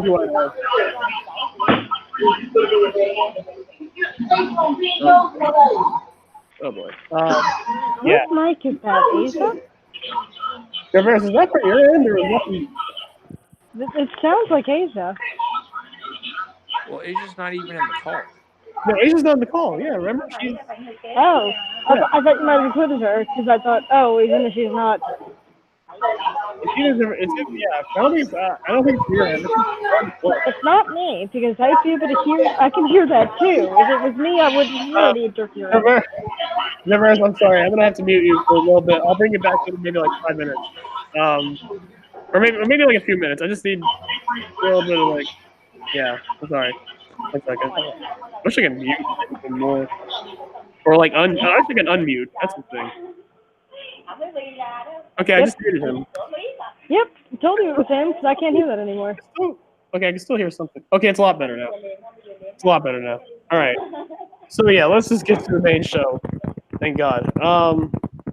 We'll start with the fucking first match. I think they're gonna start. Hopefully, they'll start with the women right away. Actually, they might. They might start with the 6-woman tag. So let's just go with that. Team Aja Kong, Yuka Sakazaki, and Emi Sakura. I hope I said all those names right. You did. Versus Hikaru Shida, who I'm very excited about. Riho and Ryu Mizunami. I think I got all of them, except for Riho. You got those right too. A+. I got Aja Kong's. Always go Team Team Aja Kong. Always Team Aja Kong. Always. Yeah. Like. Same. I really. Yeah. If this was taking place, I'll give you this. If this was taking place in Japan, I would bet on Shida because Shida's had recent matches with Aja Kong and she's beaten her. I'm talking singles matches. Right, yeah. But this is America and Aja Kong is a monster and we're talking about Cody Rhodes for the booker. So Aja's going to win because Cody doesn't know any better. I mean, look. American fans don't know any better. Aja Kong should win her first. I'm sorry, Aja Kong should win her first match. Oh, you're absolutely right. But I mean, like, this is not because, unfortunately, it's not just because she deserves it. She does, but it's also like she's getting this because we need to introduce her to American fans. Exactly. I mean, it would be a lot more easy. It'd be a lot easier to predict if Hikaru Shida and Aja Kong were on the same team. But yeah, Hikaru Shida is going to be fucking great. I mean, granted, she's been introduced to the American fans on several different occasions, but right, yeah, never to this extent. Exactly. Yeah. This is bigger than Shimmer. Yes. Oh yeah, definitely. I am definitely ready for that. But yeah, I'm going Team Aja Kong. I think Hikaru Shida is going to have the match stealing performance. I can predict that right away. Especially for fans who don't know who Hikaru Shida is, she's going to blow people away. SoCal Uncensored, which is Christopher Daniels and Scorpio Sky versus OWE, Oriental Wrestling Entertainment Strong Hearts. I do not know who OWE Strong Hearts are. Dragon Gate people. Dragon Gate people, okay. I've got Christopher Daniels because it's Christopher Daniels. Old people. I'm not rooting for the old people, but they're the ones who are going to win. The thing is Christopher Daniels old because he looks like he never fucking ages? I mean, he's old, but yeah, no, he does not age. He never fucking ages. He looks the exact fucking same. It's ridiculous. It's absurd. I mean, he's still uninteresting to me, but you know, hey. I love Scorpio Sky, but Daniels is like, eh. Like, but yeah, what is in those apple martinis you're drinking? Whatever it is, tell Style is young and it's still going on. It needs to stop. Real bad. But SCU for the win, because I know the Elite and Joey Ryan and all those people, they love SCU to death. I'm going to go SoCal Uncensored. Let's just do the non-title tag match. Best Friends, which is Chucky T and Trev versus Angelico and Jack Evans. Oh my God, this match might. I'm not gonna say it's gonna steal the show, but it's gonna be the sleeper match of the show. Oh, that's tough. I'm gonna say Angelico and Jack Evans. Yeah, I mean, here's the thing. I love the Best Friends. I love them too. They're great. They're an amazing tag team. But it's not just Jack Evans. This is Angelico and Jack Evans. This is a team that wrecked shop in AAA and was the best tag team in AAA for probably a long time. I'm guessing, right? Yeah. Plus, if you've actually seen some of their PWG work as well, they're great there too. Yeah, I mean, I could easily see Best Friends winning, but I gotta go with Angelico and Jack, especially since they. Angelico. What's that? Angelico, he's dreamy. Yeah. I have to go with Angelico and Jack. It's especially since they did a whole video package for Angelico and Jack for the whole thing, on their AEW channel and everything. They made a big deal out of it, so I gotta go with Angelico and Jack. I'm gonna unmute Jarvarus. Hopefully it's not as crazy. Oh shit. Huh? Okay. Yeah. Sorry if it's a little crazy on my end. I'm leaving them all. Okay, yeah. The worst part is. Yes, thank you. So yeah, so I got to re-enter into the call because Hangouts is weird now. But yeah, Angelico and Jack. So me and Brandon have them. Jack, you have Angelico and Jack, right? Yes, I do. Those are my boys. Tails is a yes. And I'll ask Jarvarus' predictions if it's not too crazy loud. I'm just re-entering him into the call. I don't want to do the women's match this early, but knowing how they don't seem to fucking value the women as much as even WWE does, so I'm just gonna do it right now. The triple threat match: Britt Baker versus Nyla Rose versus Kylie Ray. Okay, so I want Ray, Kylie to win, but I'm putting my bets on Britt, even though I have issues with Britt Baker. Jarvarus, what's up? Is it not as loud in there anymore? I'm sorry about that, man. I'm sorry I had to exit out, but it got so loud. I'm sorry. But I will. But yeah, I do want you back for the. So we talked about so the Aja Kong match: Aja Kong, Yuka Sasaki, and Emi Sakura versus Hikaru Shida, Riho, and Ryu Mizunami.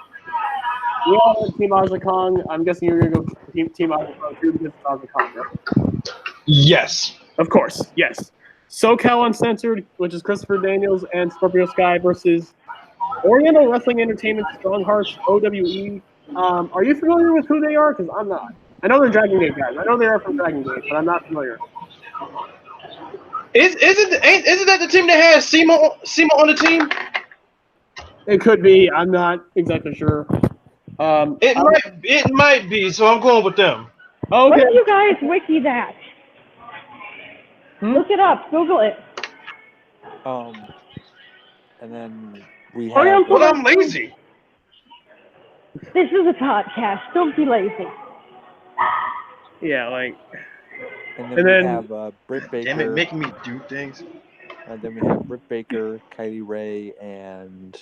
Well, and also, I do have to say, Best Friends versus Angelico and Jack Evans. Who do you got, Jarvarus? Mm-hmm. Who versus Angelico and Jack Evans? Best Friends. Best Friends. Best Friends. Chucky T and Trent. Angelico and Jack Evans. Yeah, thank you. Okay, we all went with that. I can see Best Friends winning, but they're making a big deal out of Angelico and Jack, so I gotta go with them. And now we're all on the triple threat match: Britt Baker, Nyla Rose, and Kylie Ray. I'm gonna go with Kylie Ray because since they really are making such a big deal out of Kylie Ray, I'm gonna think probably gonna Kylie give Ray, real quick. I just want to confirm it is who I think it is. The girl who loves Pokemon. Yes, Okay. it is. Got it. Figured as much. Yep, That's Kylie awesome. Ray is the Pokemon. She comes out to the Pokemon theme song. It's great. I love her. Yeah, she's really good. Best girl. Best girl. Yeah, I have to go Kylie Ray here. Yeah, Kylie. It'd be nice. It'd be nice to see Nyla because I'm not very familiar with Nyla Rose. I hope she's really good. Yeah, Nyla's the only one I don't know. So yeah, Jenny, exactly. Real quick, what's the issue with you and Britt?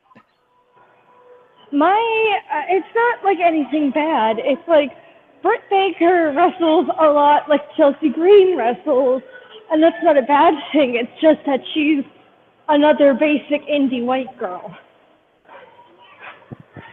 She's basic. She's basic. She wrestles like every other white chick on the indies. Okay, how would you describe every white girl in the indies? You never seen Chelsea wrestle? Damn, Abel with the shade. He said I'll go with Bailey 2.0. Wow. Oh, go to your room. Abel Go is the Bailey fan here. He is the big Bailey fan here. So. No. Go to your room. Go to your room. You are grounded, Mister. I've seen Chelsea wrestle because I watched her. Wrestle she wrestles like how Chelsea does. So I'm not saying that her moveset is bad. It's more like that's kind of all she does. There's not really a lot to Britt. She's good. I would say 6 out of 10, but like she's not great. There's nothing particularly interesting about Britt. Like she has good matches. She has good opponents, but I wouldn't say that she stands out in the crowd. Honestly, I think I prefer Britt more when she's as part of Fire and Ice more so than I prefer her on her own. Yeah, she gets more of a personality with other people. I think what held her back a lot was the fact that her Laziness is godliness. Okay, what's up? What's up, Jackie? You're gonna cut off. Okay. Sorry. I thought it hiccuped. It hiccuped for a second. Okay. So obviously her relationship with Adam was extremely public, but it was like, I think that held her back from developing a character because she became Adam Cole's girlfriend.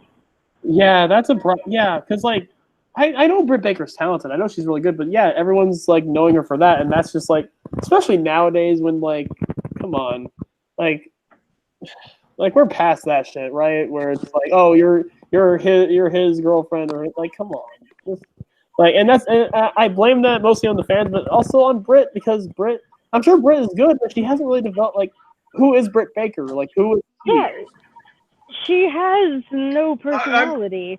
That's my problem with her. I mean, her Britt moveset really is didn't do. good, but it's average. But she doesn't do shit. Yeah, and plus Britt really didn't do herself any favors when she went to All In with Adam Cole's Always theme. Yeah, that's never. Come But on. that was like, I get it. They're a nice couple. She really loves him. That's really sweet. But the association didn't help her. Be your own person. Do not live off the coattails of Your boyfriend. One of the biggest stars in the business. I'm honestly surprised that Adam Cole loves someone more than he loves himself. Like, Well, Britt, you have to look at it this way. Britt is a prize. The woman is a dentist. That is a college-educated career woman with her own practice. That's good money right there. You don't get much better than that. You don't get much better than that. Someone messes around and knock out Adam Cole's teeth. Hell, his girlfriend, Britt can fix him for free. He can get a discount. Exactly. Like, that is an educated woman right there. That's a prize. Damn right. Like, but yeah, like, because I mean, Britt Baker was on the posters, was on everything. Like, I don't want to say, because I know she's good, but I don't want to say, because especially it's the Young Bucks and the Elite, and Adam Cole was part of the Elite. But if they're going to push her because she's Adam Cole's girlfriend, that's also going to be another red flag. But yeah. Yeah, exactly. So, I do like that she's trying. And that's exactly what I think is going to happen. And that's exactly what you think is going to happen, Jarvarus. That's exactly what you think is going to happen, huh? Yeah, that's what I think is going to happen too. But I think. So for the triple threat, also like. I hope I'm wrong. I hope I'm wrong though. Yeah, I hope I'm wrong too. So for I think that's what's going to happen, but I hope I'm wrong. I hopefully think that maybe the dentist gimmick is going to help her develop more of a personality. I mean, it definitely helped Isaac Yankem. So yeah. Well, that's the thing. That's the one thing I don't want her to do. Don't put her the dentist gimmick. Isaac Yankem, like, don't make her Isaac Yankem. Isaac Yankem's daughter. Sexy Isaac Yankem. She's sexy Isaac Yankem. Miss Britt Yankem. Isaac Yankem she's Isaac Yankem with boobs. Sexy Isaac Yankem. Oh my God, Brandon, you can have her in death matches and she can bring it. Isaac Yankem's long lost daughter. Dude, Brandon, this could be good for you because you can have her in death matches. She can bring out like a dentist drill. Okay. Oh, now we're talking, huh? I mean, I like it that she has like. I like that she has like the ring jacket, like what she did for Olin. Like she has the ring jacket that looks like a dental coat. She does it herself, Dr. Britt Baker, DMD. I like that. I do. She should call her finisher or the root canal. Oh my God, she should. We need a gimmick on the deathmatch, like on CZW, where there's a deathmatch wrestler that is like a dentist and they'll fuck up people's teeth. Yeah, that's her thing. Like I know her finish is. I don't know if she has her own finish. That's the thing. I think she was using Adam Cole's super kick. An evil dentist. Get your own finisher. Get like. Honestly, I'm trying to think what kind of finish. Honestly, go with the Omega Driver. Go with the Omega Driver. Call it the root canal. There you go. Yes. I can work with that. The root canal. I can work with that. I can see her pulling it off too. Especially since the Omega Driver is probably one of my favorite variations on a pile driver, but that's just my thought. How does Kenny not do that move? Well, I mean, Chuck's the one that does the Omega Driver, weirdly enough. You know what that is? That's so weird. Yes, well, you know what the Omega Jackie, you know what the Omega Driver actually is, right?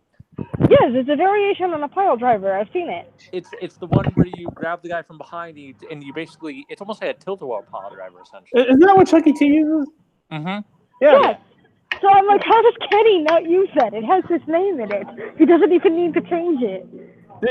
What did Chuck E. Cheese used to call it? Because I think he used to call it The awful waffle. Oh, the awful waffle. Yeah, the awful. That's what I know. I thought they they call it falafel waffle. Falafel waffle, awful waffle. And Same difference. either and or, awful waffle, falafel waffle. Either one. Yeah, that's what I know it as. Lego my ego. Lego my egg. But yeah, so I think we've talked enough about that. Hopefully this actually gets time, and hopefully, because I'm sorry, like if you really want to push your women, if you really want to make a big deal about this, like I remember Cody's video. He's like, "Oh, back in the days where we had bra and panties, and now we like that was nothing compared to what the 4 women at All In did." I mean, but is that compared to what the fucking 4 horsewomen did? You have competition. You have stiff competition. Like this isn't like it's not like the WWE is still doing bra and panties matches anymore. Their women are arguably the biggest stars on there. In fact, no, they are the biggest stars. Becky Lynch is their biggest star. So you have competition. You have to really value your women on this show. And I don't think they're going to. That's a huge problem I have with this. So, Kylie Ray, I'm just going to say it because no one else has said it yet. Kylie, I choose you. God, fuck you. Go to your room. That's cute. Go to your room. Go to your room. Hey, no, we're going to say it. No internet. I had to. No internet or death matches. No CCW for you. Hey, you were going to say it. I had to. I was not going to say. I wouldn't even. No. I'm corny as hell. I ain't even going to go that far. Nah, I definitely would. I definitely would. Thank you for being responsible. All right, so we have. Oh God, I don't even want to fucking talk about them. Might as well get to it though. The tag title match: Lucha Bros versus the Young Bucks. Lucha Bros better fucking win. Yeah. So wait, are they just going to make the AAA tag titles the AEW tag titles? Yes. Probably. I don't even care. AAA, I don't even. AAA, you idiots. I don't even care. Like Lucha, just have Lucha Bros win. I'm sick and tired of the Young Bucks. Young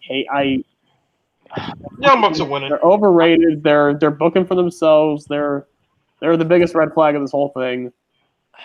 I don't hate them. I just don't really watch enough of them to really care. Like I'm sure they're nice guys. Or I've watched enough of them, but like I'm sure I know they treat their children like $1 million. I know they're probably really cool people. I know they're cool to their fans, but man, when it comes to wrestling, Can we call them the old Bucks? And when it comes to being businessmen and just fucking like selfish assholes, they're the old worst. Money Bucks.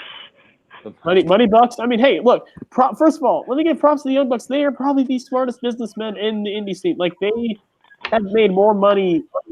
They are not young. They are the middle age. They're the mid-age Bucks. I mean, the new age outlaws, old age outlaws, middle age. Another thing too, they get people to talk for better or worse.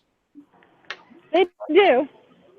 Like they've been the talk of the indie scene, yeah, for sure. Because they've been like, they're the ultimate spot monkeys. They put on like the quote unquote matches of the night, which I can argue, and they are the smartest businessmen. I commend them for that. They've made more money on the indie scene than arguably anyone else. Which why in the hell are you bitching about New Japan not paying that money when you're making that much money? Whatever. One of the main things I respect the Young Bucks for is how two scrawny little dudes can give Jim Cornette the biggest conniptions. Oh, you guys giving Jim Cornette a headache? Props to you. I will always. That's why I respect Joey Ryan. Props to you, Joe. Props. And here's the thing: I like Joey Ryan way more than the Young Bucks at this point. At least Joey Ryan has something fucking original. At least Joey Ryan's gimmick is original. True, whether you like it or whether you don't. It's original. Yeah. He's got the strongest dick in wrestling. I don't care. It may be stupid, but at least it's his own idea. Again, what's my saying about wrestling? What's my saying? What is wrestling? A beautiful nonsense. Wrestling is beautiful nonsense. I don't know if Joey Ryan's is beautiful, but it's definitely nonsense, and that's fine. And thank you, Asian. Asian even said fair enough, and she despises Joey Ryan, which I don't blame you. But again, at least it's his own thing. At least he has his own identity. The Young Bucks are just—they're great. They're great at doing moves. They've had great matches. one of my favorite PWG matches of all time are the Young Bucks versus Candice and Joey, which have the Young Bucks and Joey Ryan in it. But ironically, Candice LeRae was the star of it. So I mean, what does that say? But yeah, but that being said, I hate the Young Bucks. They haven't done anything interesting since they left PWG. Like they've done the worst. Like and Jarvarus as a new what the hell is that?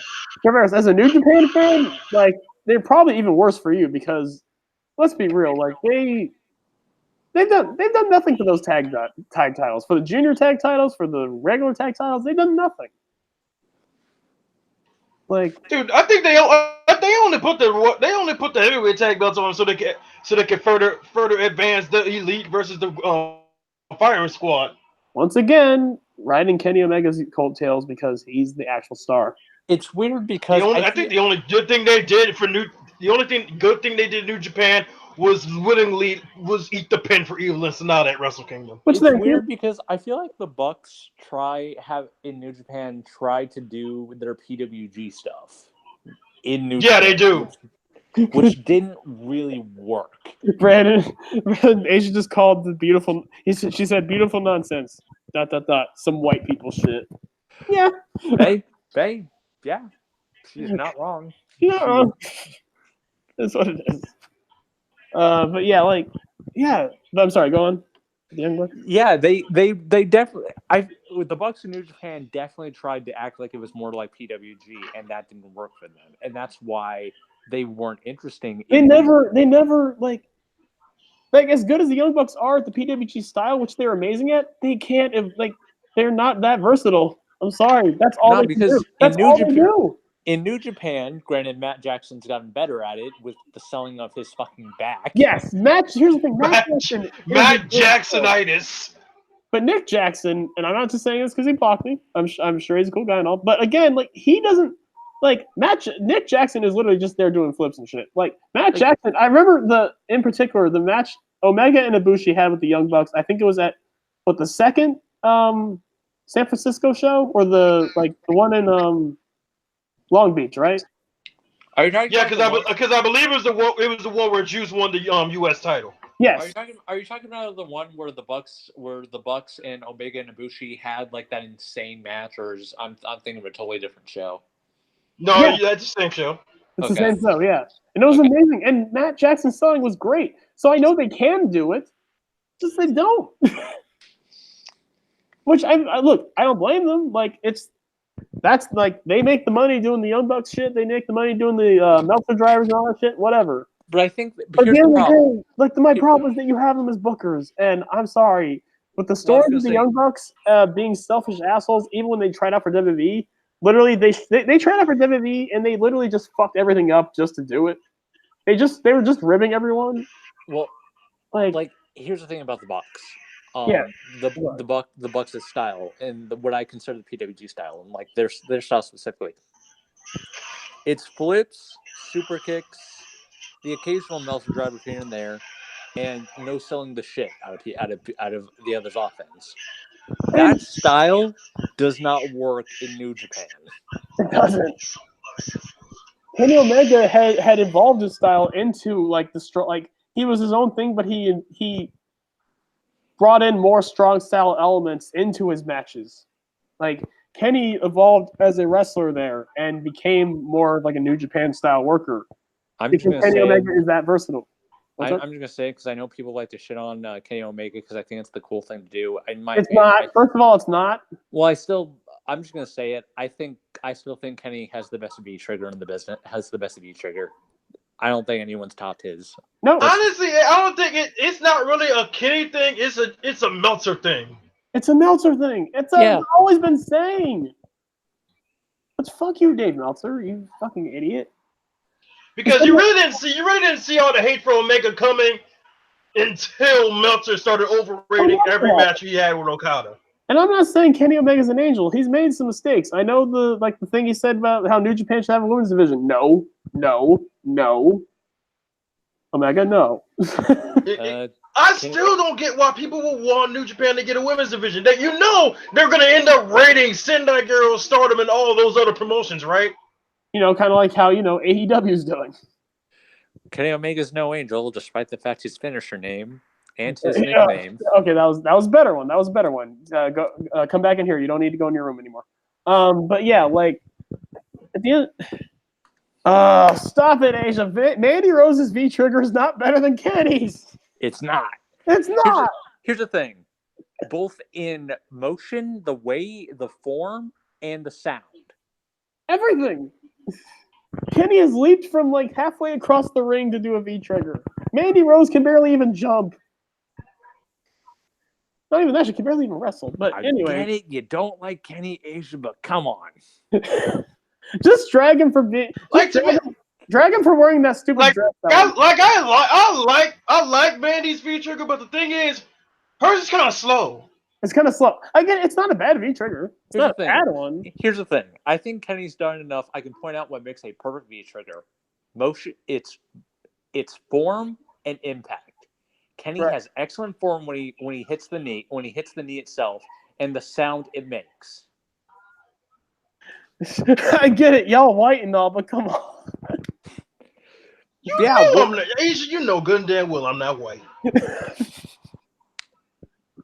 Watch her say you are. She's seen my face. Right, but the thing is, you tend to hang out with us a lot. It's the white mentality.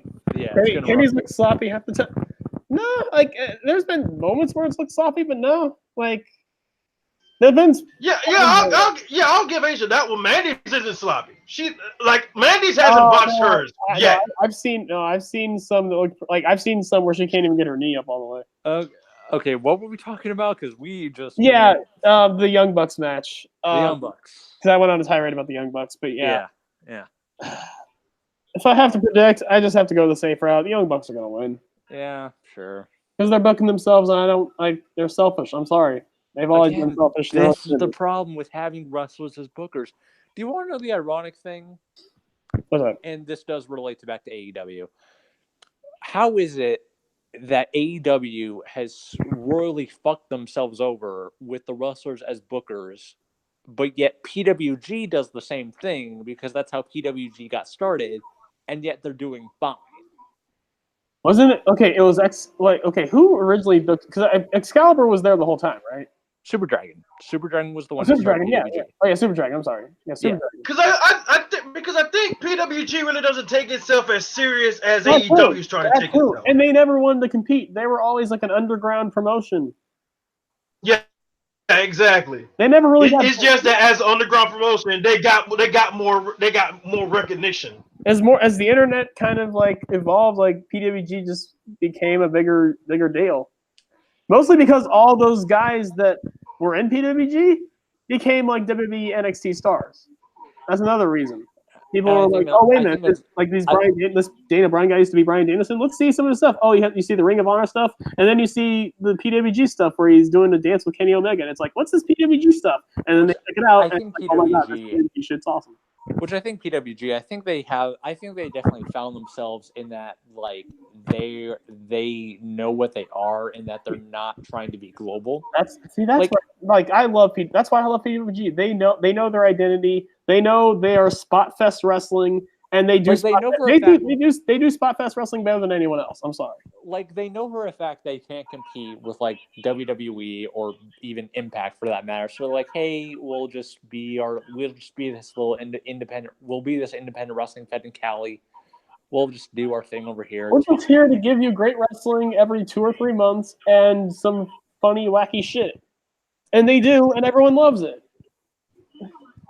Like, they're not trying to, like, take over the world. They're not, I mean, I don't want to drag you, Kenny, but they're not trying to change the world. You know, like any of that stuff. I'm sorry. They're not trying to change the world. They're just doing their own thing. And like you said, I think that's the problem with AEW is the fact that they're trying to be too big too quickly. Right away. Immediately. Look, the balls they have for doing this is amazing, but now you have to capitalize. It's like running a bike. Yeah. It's like running a bike. They just said fuck the training wheels.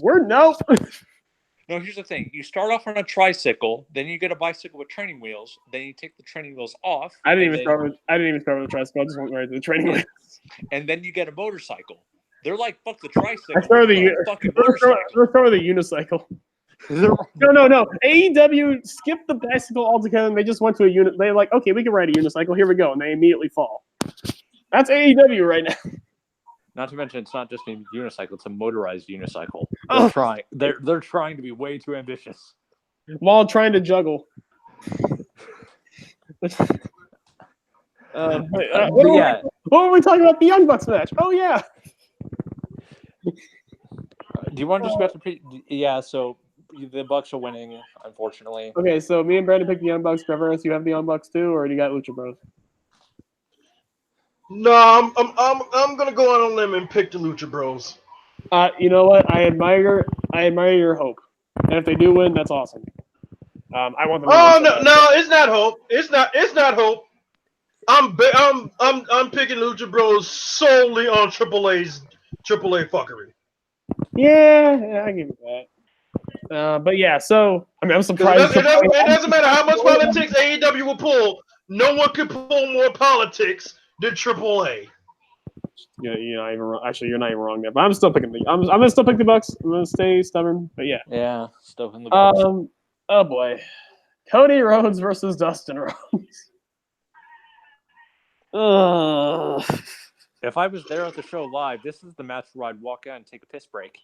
This is the piss break. Bro, this would be the match where I just went home. Here's the thing. I started getting somewhat interested when I saw Dustin's promo with his thing, but they haven't done anything since then. Exactly. They've been playing up more this whole mini feud with Jericho and Cody than Cody and his brother. Yeah, you're right. Which I mean, fine. I mean, I get it. You want to make Jericho like your big heel, but like you have to smash. But Cody, don't you have a match with your brother that you have history with? That people are rumoring that might be his retirement match. I mean, here's the thing. That's gonna be the biggest match for Dustin because it's possibly his last match, and it's against. But no, let's pay more attention to Jericho. Because it's Jericho. Cool. Dustin Rhodes is actually really good. And that promo Dustin did was great. I love that promo. And I think this match can be good because I know they can do it. They have. I'm just gonna say, because the laws of the logic and laws of old school booking, I've got Cody winning. I got Cody winning. Well, no. Well, because the old school wrestling, the old school mentality, always go on your back. Yep, you're right. Dustin, I guess, but isn't Cody's whole thing like he's trying to break away from tradition? He's trying to do all this. But would he do that for his brother though? Like, has he probably you got to imagine he's probably talked to Dustin about it.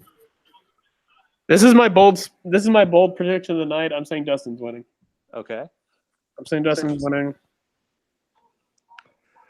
If they have a fucking no finish. Oh wait! They had Dustin cut a promo on Cody tonight. Okay. Apparently, Asia just said that. I'll look it up real quick. You know what? I just realized something. Because hey, they're both Rhodes. Watch them do a Dusty finish.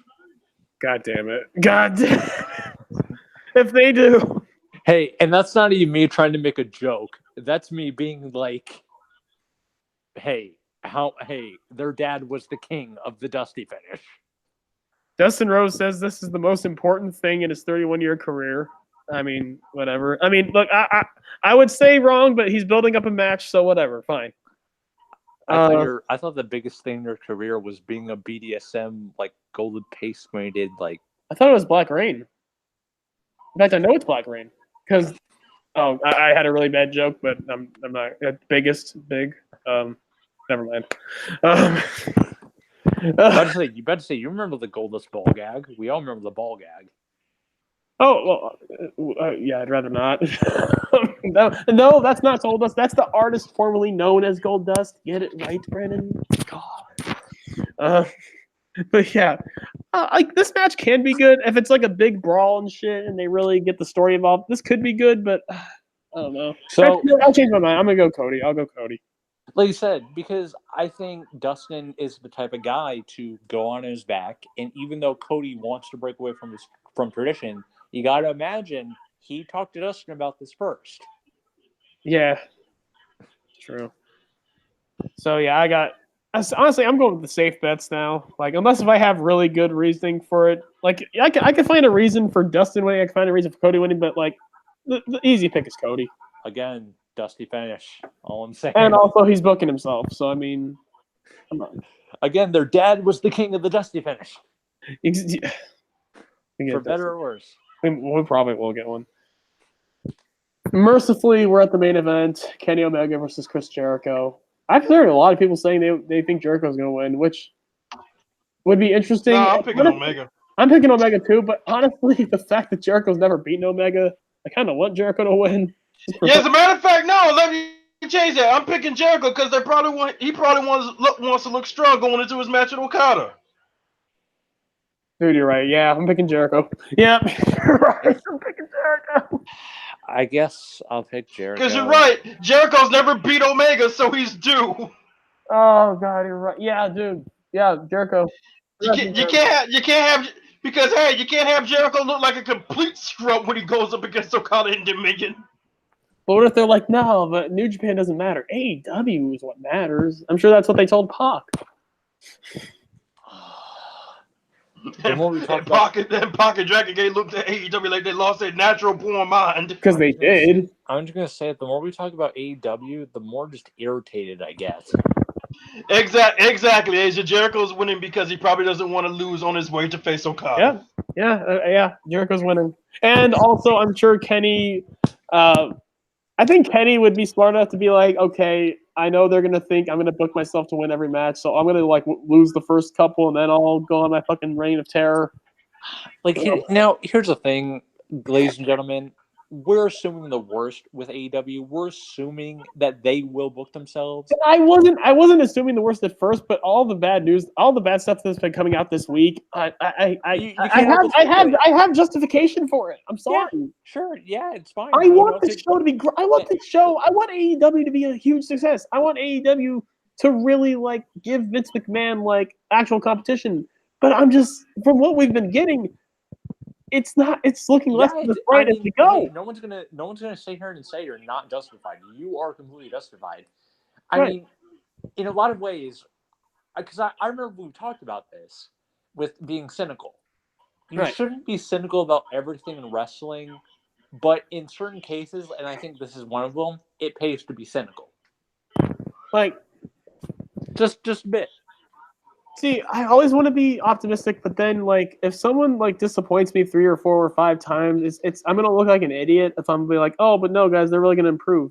Like, oh, WWE's really gonna get like their booking's really gonna get better. Trust me. And in some ways, it actually has because they're the only thing.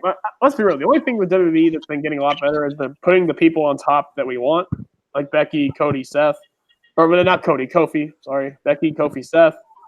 But at the end of the day, the writing. If you want Cody on top, what the fuck? If you wanted Cody on top in WWE, what the fuck is wrong with you? Yeah, Stardust.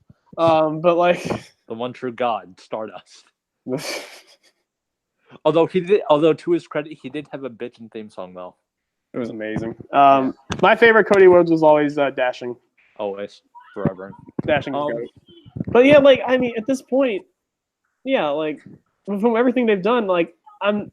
Like, hope for the best, expect the worst. Like, hope for the best, expect the worst. It's one of those things where you have so much evidence. Like, here's the thing.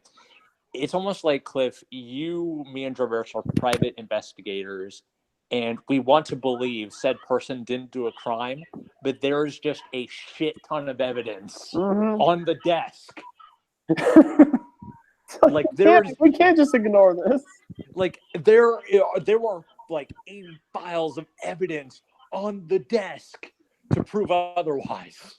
Like it's like no, like this guy didn't murder him. Like and he just did like one of his hairs is literally on the gun. It's like you know, one of his hairs, one of his fingerprints. We have like he's like well maybe his name is on it.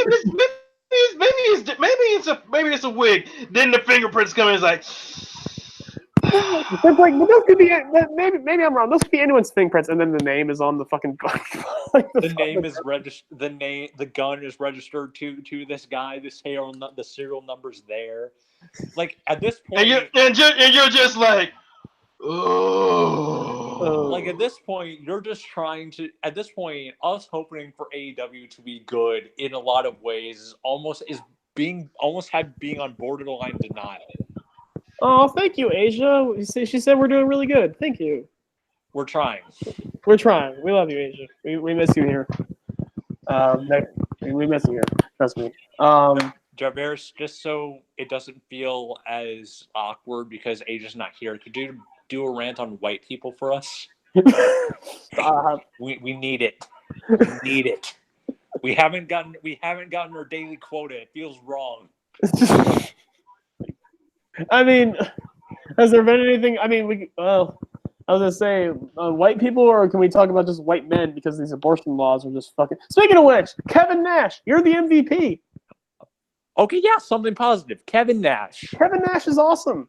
Kevin Nash for the past week, his whole shit on the abortion stuff has been awesome. If you don't have ovaries, you do not have as much say in the matter as women do, and he's right.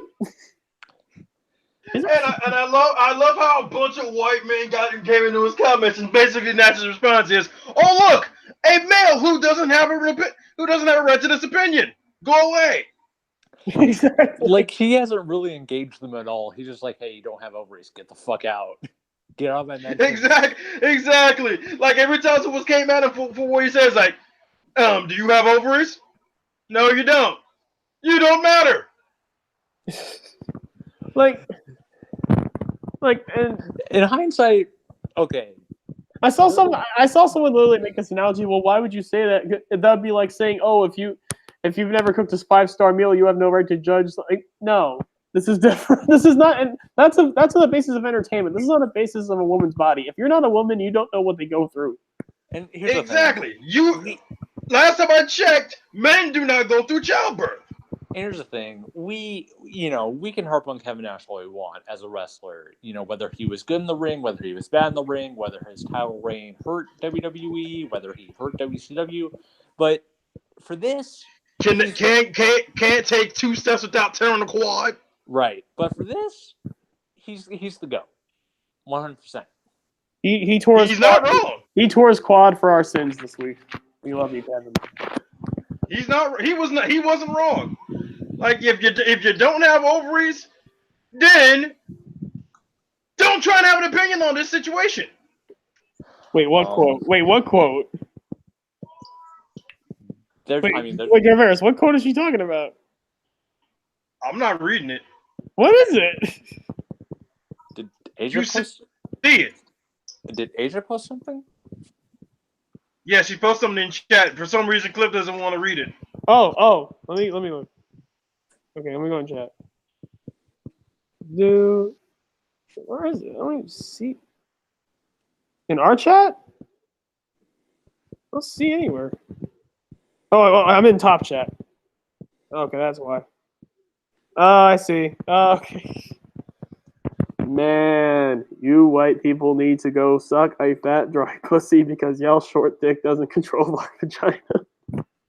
I was not even going to try to do your voice. I think that's fair. That's completely fair. I mean, hey, as someone that prefers both dick and vagina, I'll do both. I got no preference. I'm surprised she didn't go suck a fat dry pussy dick. She says like pussy dick, which is fine. Look, I read it, Asia. So since it's been very AEW centric, do you guys want to talk about anything else? Like, how is BOSJ? Brock Lesnar. We'll talk about BOSJ. It's like, can we talk about something else, please? Well, we'll talk about BOSJ maybe at the end, but let's just talk about Money in the Bank. The boombox is boombox. Just left. I don't know why, but that was great timing. Jarvarus, if you're listening, we're going to talk about BOSJ after this, so you better get your ass back here. So MC Bork will start the show. I'm sorry. Boombox Brock, baby. Boombox Brock is God. Boombox Brock is the greatest of all time. This I can't even shorten it to say he's the GOAT. He's the greatest of all time. like I hated this the finish, but we got Okay. Boombox Brock out of it. So legit. This is the most entertaining Brock's been in a Ever. long time. ever. Okay, I don't know about ever, but In a still, long time for sure. maybe since his feud with Eddie Guerrero, where he did the mariachi band. That's about it. Or babyface babyface Brock with Kurt, but yeah, that too. Or the pterodactyl scream. Mm-hmm. A bit. Or when he told Paul to say something stupid. But Right. still, this is But- amazing. Yeah, Brock Boombox Brock is- Lesnar as a troll is the best thing he could possibly have because he basically is a troll now. He's the ultimate, like, lol, we're going to keep doing the same stupid shit. Ha ha ha, suck our dicks. And And guys, it's beautiful. It's awful, ladies- but it's beautiful. and ladies and gentlemen, if you don't know what we're talking about, look up Brock, and then type in Boombox and just enjoy. There's literally a Twitter account called Boombox Brock now. What's up, John Harris? Yeah, we'll talk about BOSJ last, but yeah, we gotta talk about Money in the Bank, and we gotta talk about Boombox Brock because it's the GOAT. But yeah, so we want to start with we want to just kind of start with the beginning of the show, or just Well, Brock was at the beginning of the show. wait, what? Brock was at the beginning of the show, right? Show Money in the Bank. Oh, the Money in the Bank. Yeah, you forgot we had a paper. Why didn't you even watch? I was at work. Oh, okay. Actually, we'll just kind of briefly go over. We'll go over the big stuff because we have to talk about the women's Money in the Bank, which started. Jarvarus? Okay. We got to talk about the women's Money in the Bank, which started the show. Thank God I was wrong. Mandy did not win Money in the Bank. Bailey won. It was beautiful. Pretty good match. Ember did a goddamn eclipse off the goddamn ladder outside of the ring because Ember Moon is just not. She's not fair. Just Mandy and Sonya did their thing. The look on Mandy and Sonya's face when Bailey climbed up with them because Sonya took everyone out and Sonya was climbing Mandy up. First of all, the strength of Sonya. First of all, have her carried on her shoulder and climbing the ladder at the same time. That takes strength. Which the strength of Sonya plus, you love to see a supportive best friend. You love to see it. I mean, it doesn't pay off for her ever. Oh, it does not pay off for her. You are 100% right about that. But it almost makes it more. Well, no, it doesn't make it beautiful. It just makes it stupid. But yeah, she keeps climbing with Mandy on her back because she's a goddamn beast, and then Bailey just climbs up quickly and just looks at them, and they just have this look in the face. And Bailey's like, "Bitch, you thought?" And she just knocks them both over. Bailey wins Money in the Bank. Really good match. Fucking awesome. The rest of this show, until Bailey won the Money in the Bank or won the championship. Well, until we get to the women's matches. Oh my God, Shane and Miz was garbage. Shane and Miz was fucking awful. I was never so bored. And this is why I was glad I was at work. I hated the finish. I know. I don't care if it was creative. I picked Miz at the last second when I picked Shane on the predictions. And I was so pissed when Shane won. But this better not mean they're going to continue the feud. I don't think it is, but still. But Cliff, say it with me now. No, I will not. Go to your room. Go to your room. You will not say it here. You will not ever say it. Get out. Shane McMahon is No. the best dad in the world. Go to your room for a month. You will never. Instead of watching Masada, you will watch every Nia Jax match in your entire career. I have it on DVD. Bootleg. Go to your room. Okay, come back. I need you. But yeah. Oh yeah. Thoughts on Dana Brooks' performance? It was good. It wasn't like the show. I will say this: she definitely proved the people wrong, saying that she was like not worthy of being in the match and she sucks and all this shit. She was one of the not the best part of the match. I'd say Ember Moon was the best part, but Dana did her thing. She did the scary Jeff Hardy spot where she was hanging from the briefcase. Well, again, like we've said, like she went from a 2 to about a 7 in 2 years' time. See, even Asia said, "Go to your room." That's So now you have to go. Now you have to go to your room. that's to be expected. or either that's just something me. Probably both of us. But yeah, she went from a 2 to a 7 in 2 years' time. That's very impressive. Also, shout out to Naomi for wearing that amazing Bumblebee gear. Amazing. It was from the Bumblebee movie, which was great. Natalia sucked. And even people who were praising the match were like, Natalia, she was there. She was definitely there. She did things. Yeah, but like the Shane Miz shit was awful. The what did we even have? Oh yeah, the Usos versus Brian and Rowan. That was on the pre-show actually. We got Shane and Miz, and what else did we get before the fucking Becky Lacey match? I was gonna say the Becky stuff is the stuff I actually want to get to.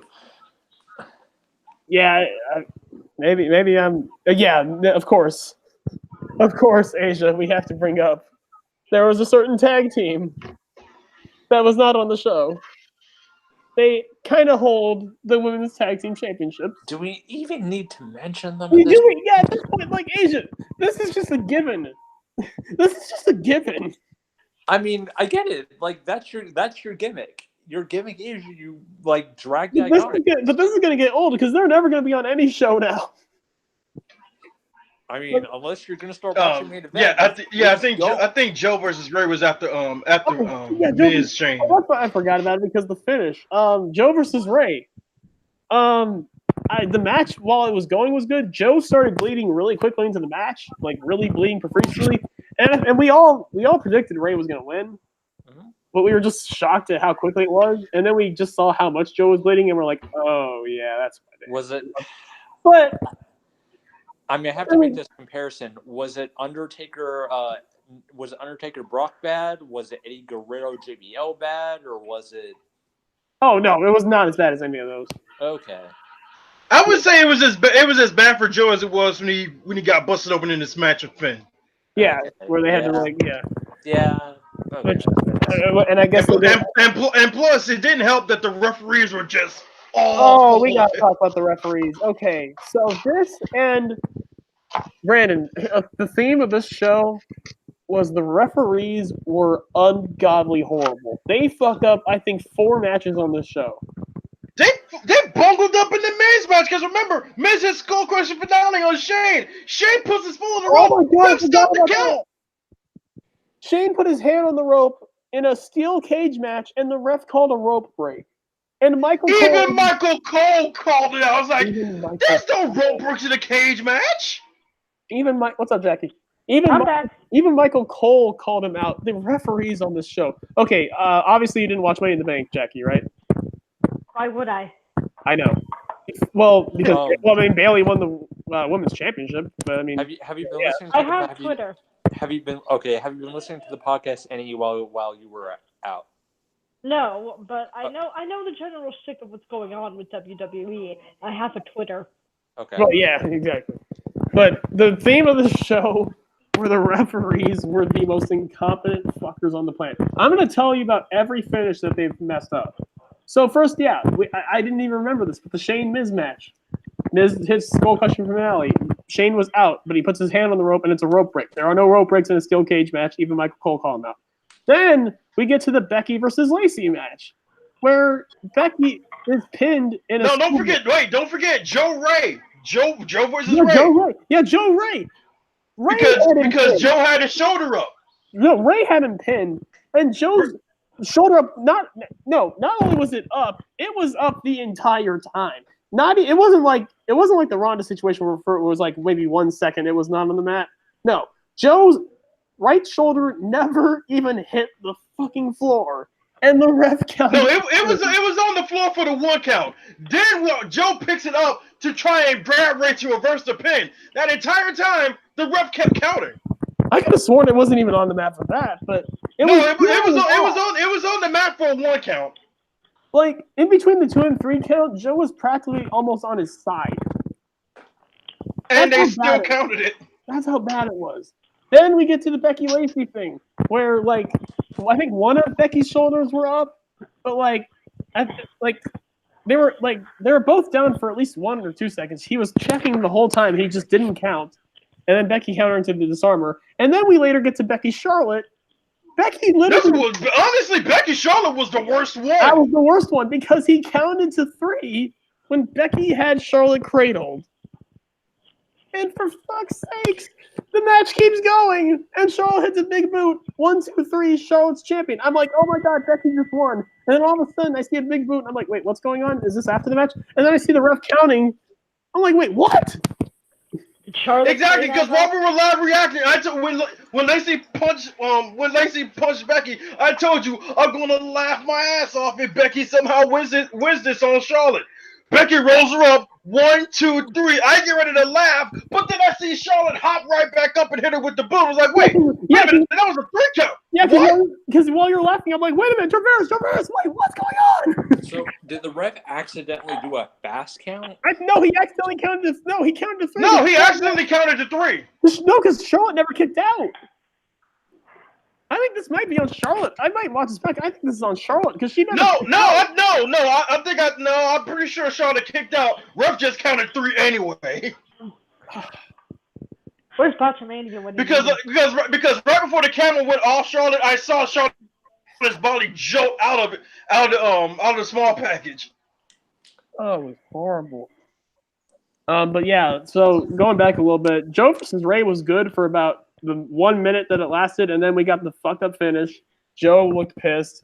We got Dominic out there. He hugged Ray, and then Joe attacked Ray in front of Dominic and I. We got so excited. I'm like, oh my God, he's going to victimize him. It's finally the time. This is finally the moment. He's going to attack Dominic, and he just looked at him. But you know what? The fact that Ray won and the fact that we got this attack means the feud is still going, and that means the possibility of Dominic getting attacked by Joe is still there, and I'm happy. Not really, because as we found out Monday, Ray is going to be out for a while. Yeah, that's true. How long is a while? I forgot how long it's going to be. Doesn't he have a torn bicep? Oh yeah, yeah. Ugh, it's going to be a while. Despite the fuck up finish, how was Charlotte Becky? Decent. It was good. Like, the worst match on the show to me was Joe. Well, actually, the worst match on the show. Oh my God, I almost forgot this was a match. Tony Nese versus Arya Daivari for the Cruiserweight title. Oh man, this match was trash. So how many people here forgot that was even a match? Okay, so don't talk about it. I'm just going to talk about. The only reason I'm talking about it is saying is that it's the worst Cruiserweight title match on a pay-per-view I've ever seen. Okay. Because they're always really good. This make the main? I got a question. How did this make the main card, but the fatal 4-way that Buddy Murphy had against Hideo Kalisto and Tozawa at Rumble didn't make the main card? Tony Nese and Buddy Murphy didn't. Imagine how Buddy Murphy's looking at that. He's looking at Tony Nese and Arya Daivari being on the main show, and he's like, "Are you fucking kidding me?" Yep. He's like, "Are you serious?" Arya Daivari. He was not. I know. Park's looking at that like, what? Really? Oh my God! And here's the thing. Cedric's looking at that like, for real? And the sad thing is, we wanted to like Arya Daivari so much because Jarvarus, say it with me, he's rich. The man's got. Did you see the car he showed up in? Beautiful, beautiful. Oh my God, I'd be like 50,000. But yeah, I got to agree with Asia. Why did this match make the main card over Bryan? Oh my God, you're right. And that match was really good. Just like every Daniel Bryan match, basically. Think about that. Tony Nese versus Arya Daivari made the main card over Daniel Bryan. And the Usos, too. Oh, my God. Daniel Bryan alone is bad enough, but the Usos as well. Yep, I think that GIF I put in the chat pretty much sums up everything. Oh, my God. Becky. So I'm barely going to talk about the Cruiserweight title match. The Joe Ray match was fine for what it was until the ending. Shane Miz damn near put me to sleep. So far, the best match of the night is the Women's Money in the Bank. And then we get to the women's matches. Becky versus Lacey Evans. First of all, Lacey Evans' entrance was actually kind of cool. He had a money gun. Yeah, I saw the money guns. I was like, that's neat. Yeah, and although I will say the dollar bills were not they were Lacey dollars, but the Lacey picture just looked cropped on. They didn't even do like a filter for it.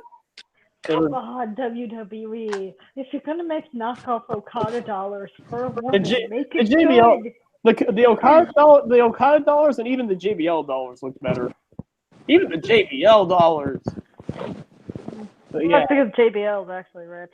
you forgot JBL. And Vince likes other rich. Yeah, JBL. Vince likes other rich. Vince likes other rich people. Right. Other rich people. I don't think a woman who's fully admitted that she's here because she's to be a role model with people with serial depression and alcohol who struggle with addiction. I don't think he quite gets that. I don't think so. No. You know, somebody who stands for serious topics. Vince just can't relate. But Jarvarus, what do you want? The gift that Jackie said that's basically Buddy Murphy holding up a sign like, what the fuck? Yeah, basically like oh my god, like the first match. That says WTF. The first cruiserweight title match that doesn't involve Buddy Murphy in so long, and that makes the main card. The first one on the main card says Buddy Murphy and Mustafa Ali stole the show. Yeah, since Mustafa, and let's be real, since Mustafa and Cedric and Buddy left, 205 Live is basically done. 205 Live is doing awful. Like, no one cares. The only, like, you have Oni Lorcan, who's awesome. Push him. Like, whatever, man. It's dumb. Yeah, white people don't try. They slap shit together. Yes. Let me see here. She's not wrong. She's never wrong. No, she's never wrong. Okay, we'll talk about the women's matches. Asia preferred Becky versus Lacey over Becky versus Charlotte. You guys' thoughts? Yeah, I agree. I actually agree. I'm not sure as a match, but as a feud, yes. I think like Lacey has definitely been showing out as far as like she's doing amazingly well for her first main roster feud. This is her first main roster feud, and it's against the man, these top star. Yeah. That is huge. That is huge. That's absolutely huge. And I have to admit, at least from what I've seen with like gifs and stuff, you forget that Lacey is a Marine. You only remember that when you see her versus Becky because she holds her own better than you expect. She does for somebody with that gimmick. And Jackie, I think you've always been like the Lacey Evans supporter here, like since day one, really. Yeah, I've always liked Lacey, even when you guys were like, she's so bad, go down, check it out. Like, but her outfits are nice. As an in-ring worker, she's always been decent. Like, I mean, I didn't like her I think they're doing her gimmick in the main roster better than they did in NXT. I'm just gonna go with that right now. But as an in-ring worker, she's always been pretty good, and she's just really getting started. So imagine how good she's gonna be in 5 years if she goes this way. That's like she has a lot of promise. But she was not. But we all knew she was not going to win this match. Some people were even predicting Lacey Evans, but that's ridiculous. This is her first title match, her first main roster pay-per-view match. This was just kind of like a preview for Lacey. She had a good showing against Becky. It went about 10, 12 minutes. Solid match, really solid match. They did really well. Becky, I think, might have missed a drop kick, but I think that's because Lacey was not in position. But we'll get to someone else who didn't do that pretty soon. Because, oh my God, Billy Kay. We'll get to that when we get to it. Becky retains against Lacey, but unfortunately for Becky, she has no time to celebrate because what happens? Nepotism. No, we gotta talk about Charlotte Flair comes out. I have never seen anyone look so smug and so happy. She had that walk like. Yo, I'm telling you, Charlotte. Here's Charlotte's process when she was walking out. Charlotte was like, let's do it. She's like, yo, let's do this. I got my clothes, I got my gear on. I'm looking nice. I got a big old smile. Andrade just got me that goodness. Let's go. I'm ready. Let's go. Oh, you did it. You knew I was gonna do it. I literally have to question Becky on this. Like, why did you get in the ring? No one told you that. Oh, you're gonna face Charlotte immediately after Lacey. All Charlotte did was walk down the ring and walk down the ramp and get in the ring. because Becky knew all she had to do was walk into that ring with a big old shit-eating grin on her face, and she knew she would tick you off so much that you would hop right in the ring. And you did! I'm starting to think, like, maybe, like, the only way I can justify this is that Becky knew if she would walk out, like, maybe, like, Vince or Triple H would be like, no, you have this match right now. You go back in the ring or some stupid shit like that. But, yeah. And it also maybe would have made Becky look like a coward, but, I mean, come on. She just had a match. Not really, because, again, no one knew when Charlotte versus Becky was going to happen. Maybe Becky was told that wasn't going to happen until later on, and Charlotte just waltzed on out there, and Becky's just like, no, we're doing this no, I was told we're doing this later, so we're doing this later.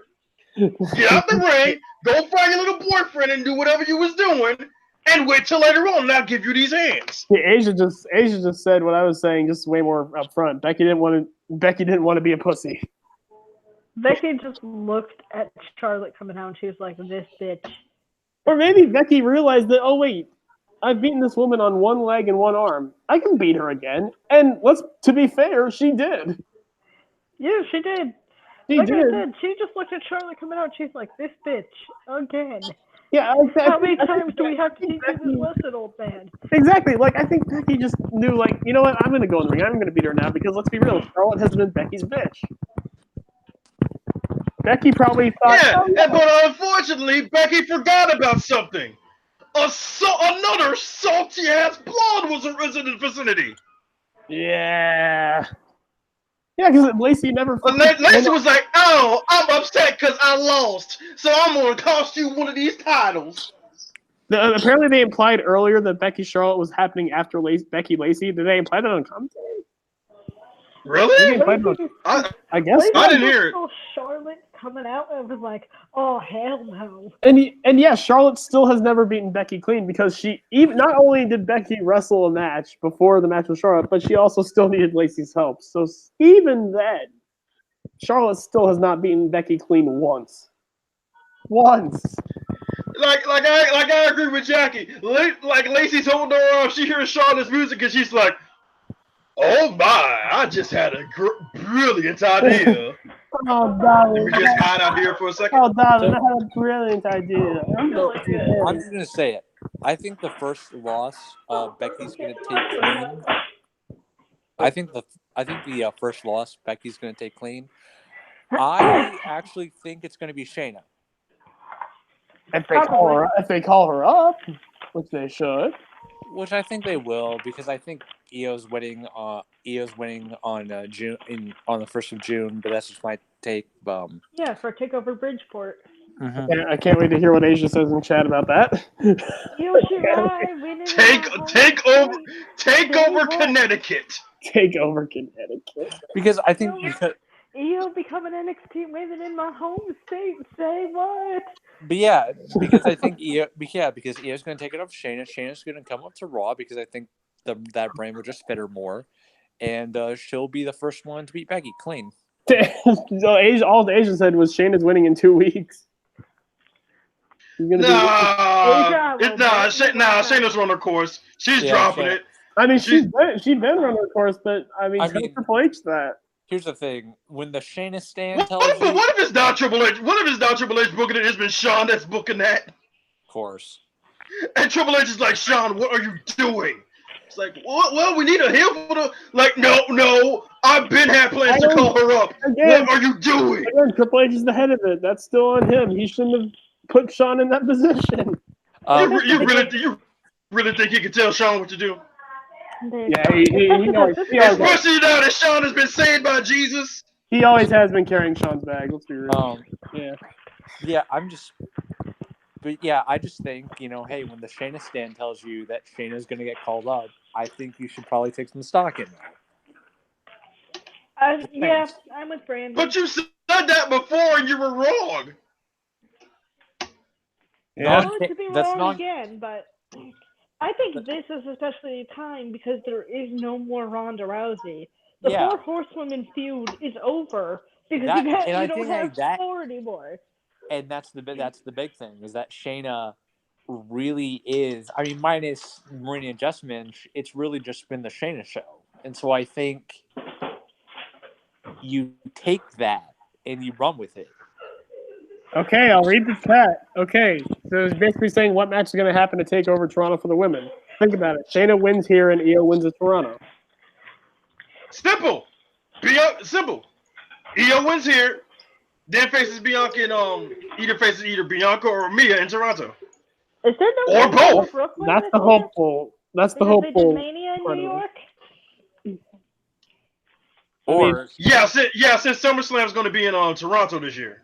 or they could Oh, do a that's fatal, right. or alternatively they could do a fatal four-way because Shayna would eventually probably have to get a rematch for the NXT Women's title. But you know, here's the thing about the Io Bianca thing or Io Mia. I would believe that more if they had Bianca versus Mia be on the takeover.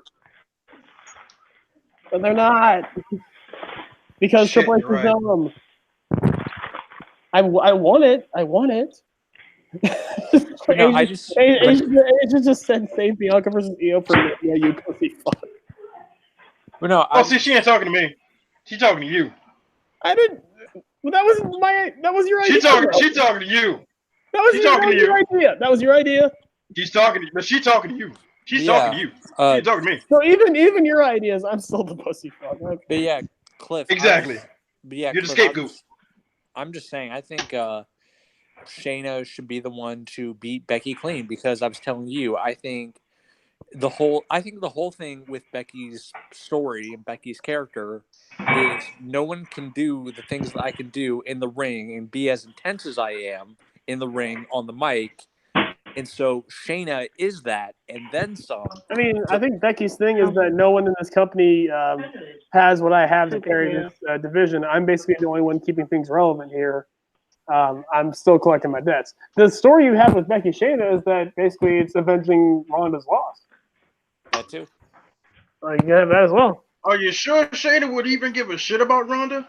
I would hope not, but you know WWE. Yeah.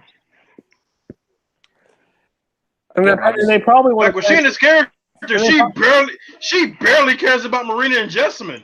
True. But yeah, I guess I'm just saying I would want Shayna to be that kind of you say that no one's better than you. Well, Shayna could be the reality check.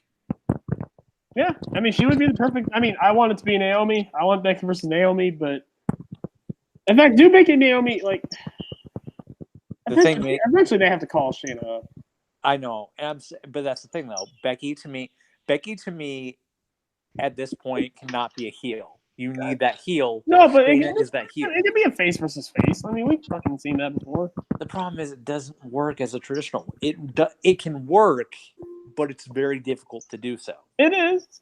I mean, Becky versus Asuka, that worked. True. So. Okay, let me read the chat. I'll go to sleep on Shayna versus Io either way. Nah, Shayna can go lose to Lorena Flair. Ha ha ha. I'll stand Charlotte if she does that. Go do it, Queen. It's going to be all types of upset if Shayna makes it to the main roster and she choked Charlotte out on her first night. Again, Charlotte would it be Becky though? Again, Asia liking Charlotte is a weird thing. It's a weird flex. I actually kind of. She doesn't really like Charlotte. She just hates how Shayna's booked, and she's using Charlotte as a proxy for her hatred for Shayna's booking. Look, I have a hot and cold with Charlotte. There's times where I love her. Like the need to Ronda Rousey was the moment of the year. Some of her promos are so bad it's good. She's put on great matches, but then there's the times when she just doesn't try. I have a hot and cold relationship with Charlotte, Lorena, the Queen, Flair. Since we covered Money in the Bank and we sort of kind of covered Raw, do you guys want to talk about BOSJ? Talk about what? BOSJ. No, because I have not caught up. Okay. Right, yeah. So, but no, we talked about those, but we have to talk about what happened after the Becky Charlotte match, which was the best part of the whole show. So Lacey and Charlotte, both start attacking Becky just to add salt into the wounds. Lacey's mostly doing it because Lacey's a sore loser. So yeah, Lacey and Charlotte are just teaming up to beat up Becky. And who comes out but Miss Money in the Bank herself, Bayley. She comes out, cleans house, and then I was low-key frustrated because she was looking at the briefcase. And she was looking at it. and looking, and the fans got louder and louder. Yeah, like Bailey was like, but no, I want to be on. But no, I want to be honorable. I want to do this. Like, wait. Then she just thought about it. It's like, wait a minute. Wait, this is Charlotte here. No, fuck that shit. Hey, yo, cash this in, cuz. It's like Charlotte, briefcase. Charlotte, briefcase. Charlotte, briefcase. Briefcase. Wait a minute. Charlotte, briefcase. Gentlemen, I'm gonna cash it in. Go. Like, yeah. I'm sorry. I like this. I really like this. It was amazing. Best moment of the whole show. Bailey became a star tonight. Bailey became a goddamn superstar on this one night. It makes so much sense for her character. It does. I mean, I do like the fact that she kind of built it up because she did like. I think part of her didn't want to cash it in dirty, but she's like, no, I've been held down. I've been token as the nice one. No, this is my chance. I have to take it. I'm cashing it in now. Like, this was perfect. Like, the bill, as frustrated as I was about, yes, Charlotte was also 9 minutes as champion. I think it was like 6 minutes, wasn't it? No, it was 9. It was 9. Okay. But like, yeah, like with Bailey, Charlotte hashtag Charlotte 9 time hashtag only for 9 minutes. Ninth reign went 9 minutes. Unreal. And yeah, Abel, because Bailey, like, she was starting to rise up on SmackDown. People were making notes. She had the match with Charlotte. She had the match with Becky. And we were all saying Bailey should win this. Like, she should be, like, basically the face of SmackDown. And they fucking did it tonight. And the pop that she got was incredible. Like, Bailey became a goddamn star. And then you go to the next night on SmackDown, Bailey was presented as a bigger star than Becky. When you really look at it, Bailey got the last entrance, she got the pin, and her music played. Bailey was Camera? What's up? That's star power. It's amazing, yeah. Like it's long overdue. They have finally redeemed Bailey after sacrificing her at the altar of Alexa Bliss. It's fucking beautiful, and she's gotten slightly better as a promo too. I saw her promo backstage after Money in the Bank. It was pretty decent. She's getting better on the mic. That was her big weak point, but she's getting there. Like, so she's even improving on that front. So if she gets really good on the mic, then there's no stopping her. That's always been the one thing I've had against her. But hey, congrats to Bailey. It was fucking awesome. And then after that, Jesus Christ, the rest of this show. I mean, let's just talk about the good stuff. AJ versus Seth, amazing. I thought it was going to disappoint. Yeah, it started out slow, but then it picked up. And my God, I was fearing. First stop counter into the Styles Clash. I was fearing we were going to get another Styles Nakamura or a Styles Nakamura thing, but no, this delivered. The quote unquote dream match that we were all rolling our eyes about and that was probably not going to deliver, it delivered. The curve stop counter into the Styles Clash. Yeah, and yeah, Asia, I agree. This is probably AJ's best match since his match with John Cena. Like, I mean, it has to be, right? Because what other match is there? I would say his match with Bryan, where Bryan turned heel.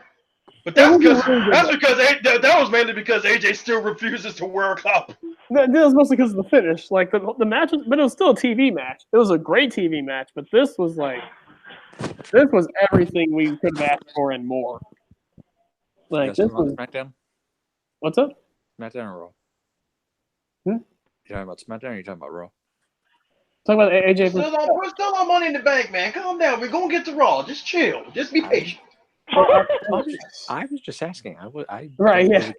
Yeah, no, I can sense the impatience. I can sense the impatience in your voice. I'm only gonna. You need the tranquilo. Tranquilo. It's not patience. It's indifference. Learn the difference.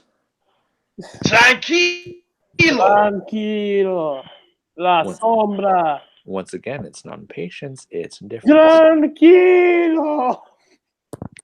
You are aware that being indifferent and being calm and cool are pretty much the same thing, right? Thank you. Let's just get back to it. I'm going to kind of go to just the big stuff. I'm only going to talk about a few things on Raw and SmackDown. But that match was great. I only gonna mention the Lars Sullivan segment because of one thing. Kalisto stiffed his ass. Nope, we ain't talking about laws at all. Nope, just a shout out to Kalisto for stiffing his ass and cutting him open. Good on you. Main event time. Men's Money in the Bank. Finn Balor died. Finn Balor was murdered multiple times. Just saying shit. Ladies and gentlemen, Finn Balor sacrificed himself for your sins. Praise his name. Amen. It was beautiful. Ricochet died by Drew McIntyre. Drew basically murdered him. Mustafa was amazing. Wait, what's up? Mustafa was about to reach glory, and then the Bork laser happened. He runs out. He pushes a ladder into a cameraman. Hits the cameraman square in the face. It really made the most sense because, like, I know it wasn't meant to happen, but just the image of Brock taking someone's spot in the Money in the Bank while hurting a cameraman while not giving a shit just says everything you need to know about Brock. Like, Jesus Christ, Bork laser! Even when you're running to the ring, you hurt people. He just like it perfectly represents how little of a shit he gives. Like Brock just running into the ring, he just happens to see the ladder. He could have ran right around it. Brock's like, no, I'm the Bork laser. Get this ladder out of my face, and the ladder just hits a poor cameraman. The funniest part about it is he had this big smile on his face too. So he has this big smile on his face while he murders this camera. He loves it. Let's go. Ugh. He loves it. And then, he pushes Mustafa off. He hurts Mustafa. He busts him open. Yeah, busts his freaking mouth open. How does he hurt? Like, all he did was shove ladders, and he injured 2 people. How does that happen? How? Because I'll tell you how. Because he's the Bork laser. That's how. And then he gets the briefcase. Bork And, smash. yeah, and he gets the briefcase. He has his John Cena moment where he has like this big wide mouth expression, and then everyone just He's so happy about it. He loves it. Like everyone is just booing and is all upset, and Brock's just like, you fools thought I was done. I mean, we all hated it. We all hated it at first, but as time went on, and then we got Boombox. But then Monday happened, and we got the now we can talk best about Raw. thing ever. Now we can talk about Raw. Boombox Brock. He holds the briefcase up to his ear, and he just goes in 1, 2 to the 1, 2, 3. Like he's living his best life. Can I just say Troll Bork is best Bork. Which I was telling you guys at first, it felt weird because it's not a title. Brock to me has always been associated with a main roster with a main event title. He's like, wow, this is a briefcase. What can I do with this? And I'll just use it as a boombox. Oh wait, boombox. That's the first thing he thinks of. He's like, what do you see here? Boombox. Wait, what? Boombox. It's like, yeah, boombox. Hey, can I just say it's something different? Because we all know, like, a lot of people put stuff in that briefcase. Brock, he uses it as a boombox. No, and then the guy says, no, it's a briefcase. And he's like, no, a boombox. It's a briefcase. And then Brock just stands up with an angry face like, I said it is a boombox. And he's like, and the guy's like, yeah, man, it's a boombox. It's a boombox, man. The best boombox in the world. You're damn right it is. Yes. Now give me my boombox. Yeah. It's like, you want to hold it? It's like, yeah, man, let me hold those boombox. Like, no, man, you can't toast my boombox. Get your own boombox. Get your own boombox. It's not even a boombox. It's a boombox. But anyways, Brock comes out. Seth comes out to interrupt him. Paul Heyman just has to goddamn be the one to bring up Becky and Seth's relationship, doesn't he? And notice the entire time throughout the segment, Brock is still jamming with the boombox. He's like, hey, you do whatever you want, man. I'm up here jamming, baby. Yeah. Brock just had the smile on his face the whole time. He's like, Paul, listen to this. Listen to the boombox, man. Look at this. He's pointing at the boombox. He's pointing. The briefcase. No, it's a boombox. It's a boombox. Which Seth, I want to talk about Seth real quick. Seth's facial expression and mannerisms the second Becky's name leaves Paul's mouth. Yes. Yeah. You can tell like that he was playing up the protective angry boyfriend. I really like that. It shows how much he cares. Like, that is a natural reaction someone would have. He's like, dude, you keep her name out your mouth. Keep her name out your mouth. And again, I have to ask: does Paul Heyman not know the rules lately? Once the man's name comes out your mouth, the man will come looking for a receipt. Which the thing is, for a second there, I thought Seth was going to get to him before Becky did. I thought so too, but no, it had to be Paul. It had to be Paul. Not surprised. I'm telling you, man, it's either going to be on Twitter or it's going to be on Raw. The man is going to come looking for that receipt. I mean, he's basically been dragging Ronda, basically using Paul, like Paul Heyman's basically like your mouthpiece, right? He can just bring. Yep. He can find a way. She can find a way to do it where it still drags Ronda too. So it's perfect. Waiting for your girlfriend to main event since you couldn't even do that. God. Ooh. I mean, he's not wrong, but still, keep her name out. Again, okay. How Seth was playing the overprotective boyfriend. I just love stuff like that.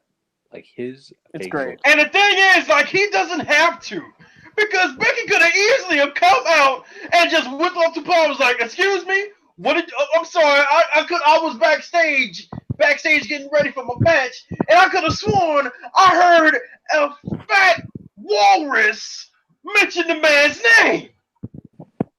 Who is this fat walrus mentioning the man's name? I don't know. Like, for me, I just love that. Like, that little character quirk from Seth. That's really good storytelling from him. But that, like Becky could have came out and confronted Paul. Paul looks to Brock to see if Brock can protect him. Meanwhile, Brock is still jamming with the boombox. Brock just looks over like, "Hey man, that's your problem, dude. I'm gonna just jam out, baby." The last thing Becky does is she just rips the boombox out of his hands and leaves. And then Brock's like, "Hey, my boombox." He just has a sad look on his face. Oh, my boombox. So he'll get more mad at Paul than Becky's like, "Look what you did. Now she got my boombox." He wouldn't even be mad at Becky. Oh my god! But I've been Asia's been waiting for it the whole time. We got to talk about it. This is the one thing.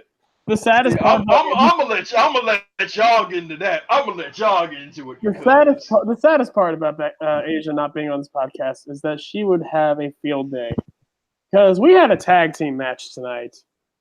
On this night, Becky Lynch, and I believe, was it Naomi or Bailey or no? It was. What the fuck is that? Oh, no, it was Becky and Nikki Cross and Alexa. Well. No, it was just Becky and Nikki Cross versus the Iconics and Lacey. Yeah, you're right. Yeah, Becky and Nikki, which, I mean, that tag team I want.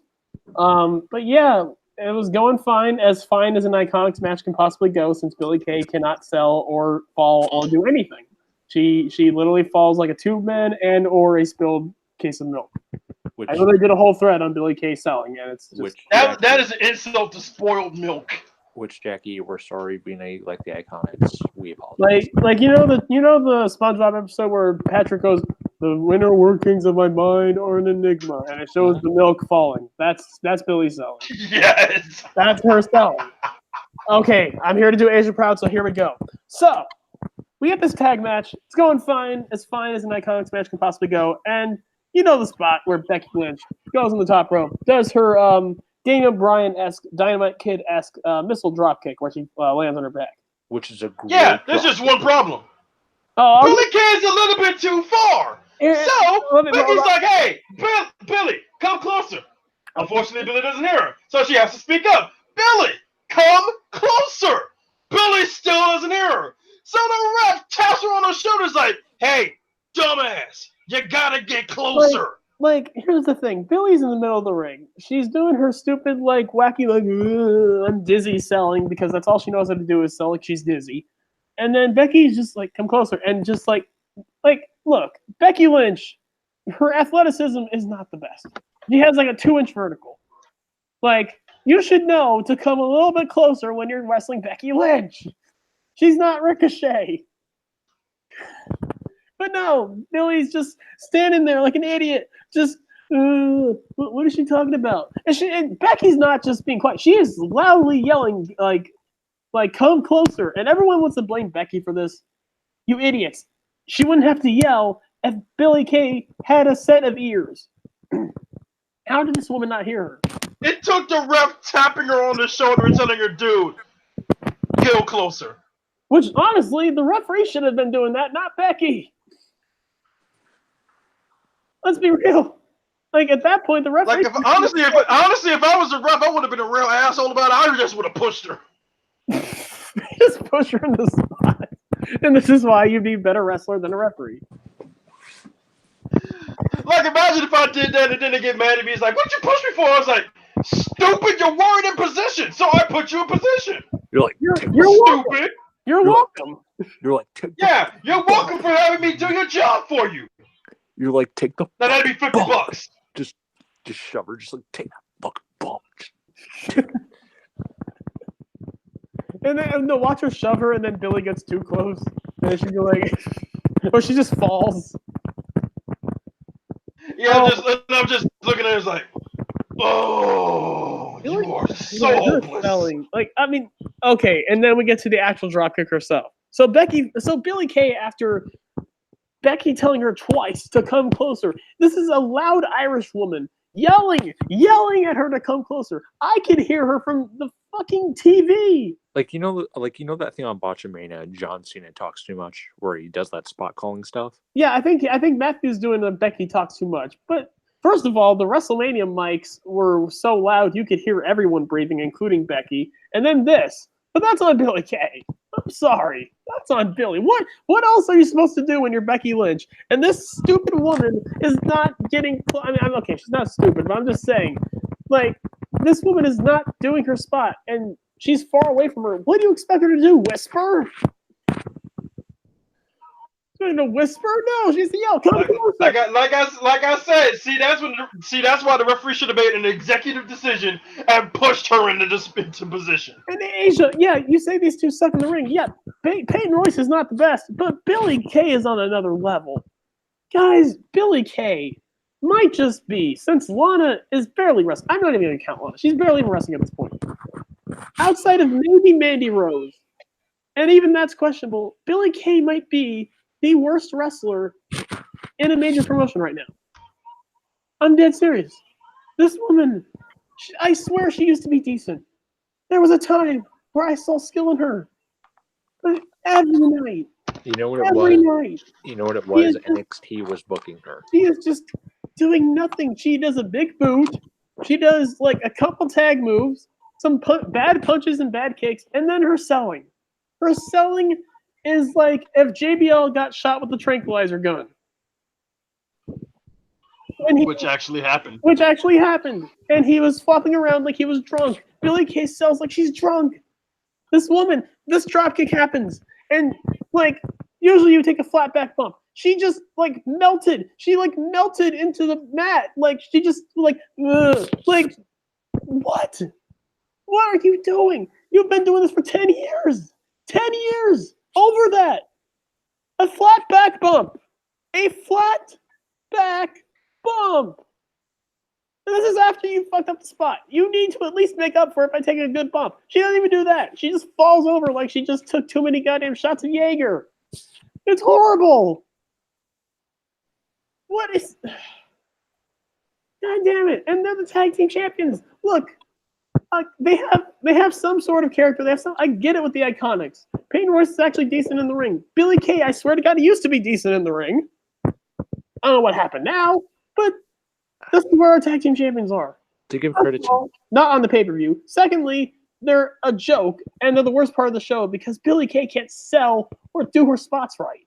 To give credit to Jackie about this, she explained the Iconics dynamic is that Peyton is better in the ring. Billie makes up for with their. And I agree. Peyton Royce is definitely the star of the two. Like, let's be real. Peyton Royce has at least impressed me a couple times. And they looked fine in NXT. They were fine in NXT. But now, like, I don't know what happened. I don't know what happened. Well, again, Jackie explained the dynamic. Billie's more the character actor than Peyton. But they're both character actors, and honestly, like, they have their funny moments, but it's not getting over with the crowd. All their promos get silence.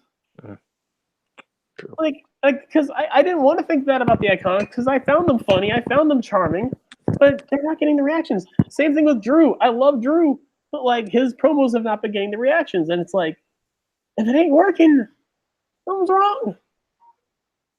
Like their backstage promos are pretty good. I like their backstage stuff, but when it comes to there's some kind of disconnect with their backstage promos, which I think are actually entertaining, and then you get to their actual in-ring promos. It's just not there.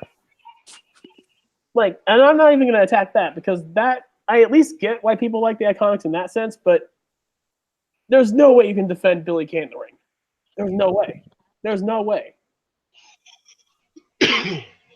It can't be. No, Asia, no. They are funnier than Amy Schumer. Amy Schumer is, there's no.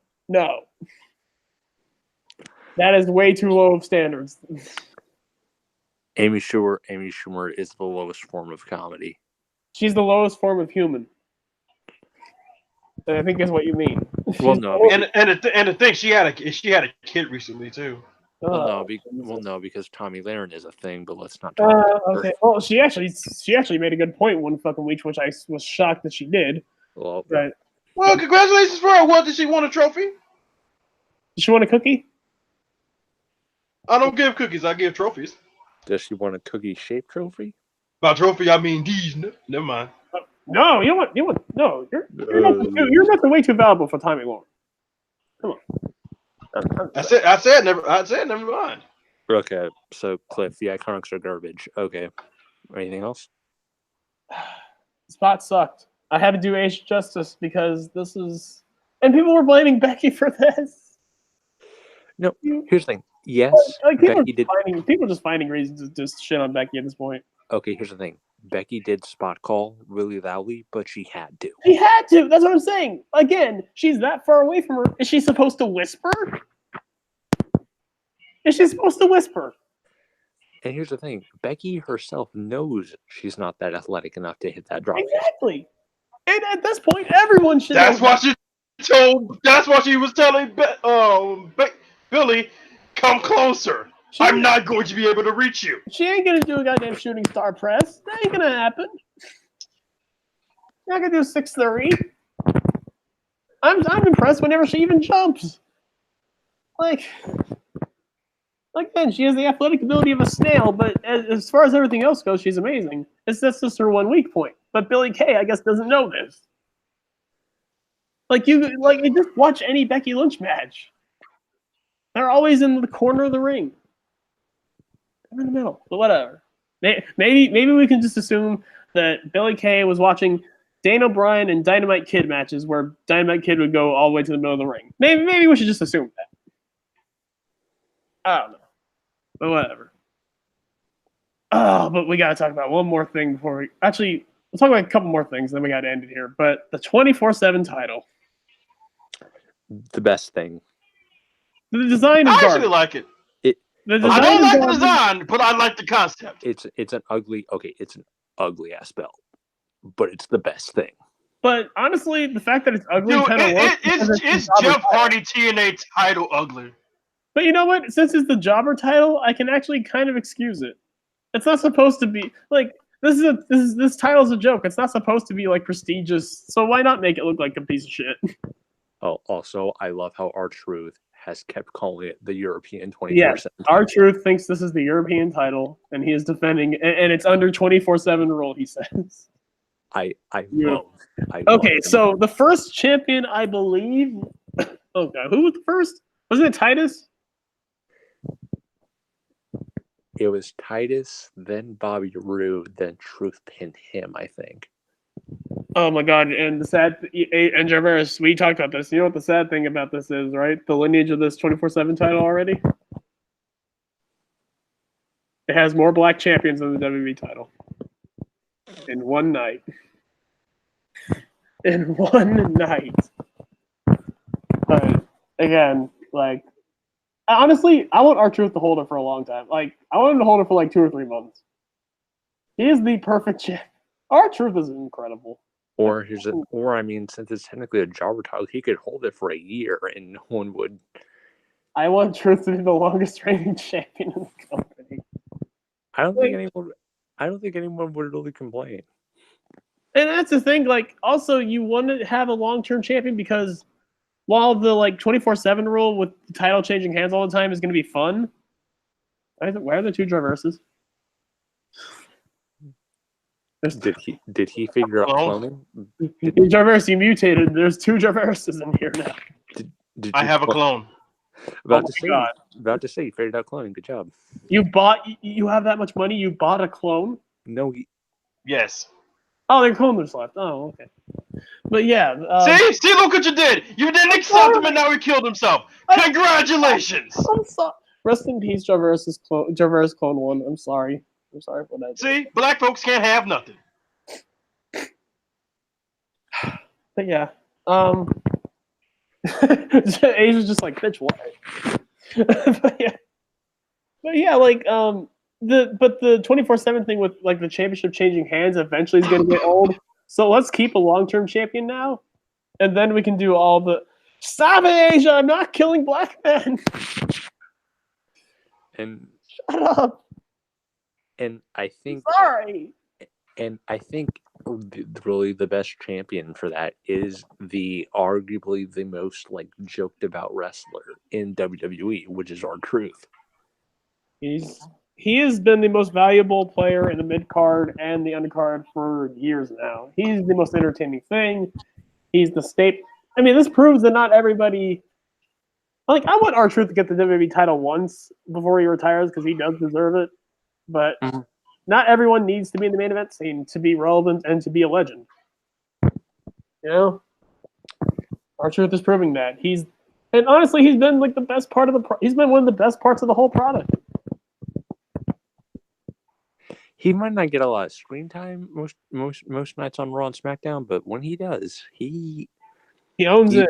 He does as Jim Ross says. He maximizes his minutes. He's incredible. I love R-Truth. His promos on social media have been amazing. Fucking brilliant. He's absolutely brilliant. But yeah, I like it. I mean, again, it's basically the hardcore title without the hardcore rules. But you know what? Fine. It's been a while. It's been a long enough time where it feels fresh again. I'm cool with it. You know. Now, I mean, it's kind of funny seeing people saying, "Oh my God, this is a fresh new concept." When I mean, it's a rip. Look, it's a rip off. But at the end of the day, it works. So, do you honestly? I want the thing is too. The thing that makes it even funnier. R-Truth has yet to stop giving away his location. No, well, I mean, he gave it away at one point. I'm in the middle of nowhere. Remember, he had that promo where he was just near a bunch of trees. Yeah. Truth. I'm gonna need you to stop snitching on yourself. Why are you bringing the title with you on SmackDown? Why are you bringing the belt with you? Is he worried that maybe someone's gonna steal it away from his locker room or something? Probably. Maybe, but why would you bring it there when? If you bring it, then basically that means okay, I'm basically a target for everyone to get my title. And also, Drake Maverick has been amazing ever since this 24/7 title. He's been having flyers. Poor Drake Maverick cannot run. He really can't. He was falling so far behind. He's like, wait for me! I got flyers. Wait for me! But yeah, he handed out flyers before SmackDown to all the crew workers, saying if you find this man, shit's great. And honestly, the hardcore title, I think this could be even better because now we could use social media to make it even funnier because it's a 24/7 rule. This title can change hands on Twitter for all we know. There could be a Twitter video out of R-Truth losing the title. That could happen. It's 24/7 and we have a platform where we can see where wrestlers are doing 24/7. It's fucking brilliant. I like it. If anyone wants to complain, you know, you do you, but shut up. Is that really it? Because SmackDown was fine, but the Kofi's the one thing. Oh my God, Jarvarus, I'm gonna let you have this one. I'm gonna let you have this one. Oh, Okay. God. Okay. Wait. All right, you good? So basically, Kofi beat Sami Zayn, right?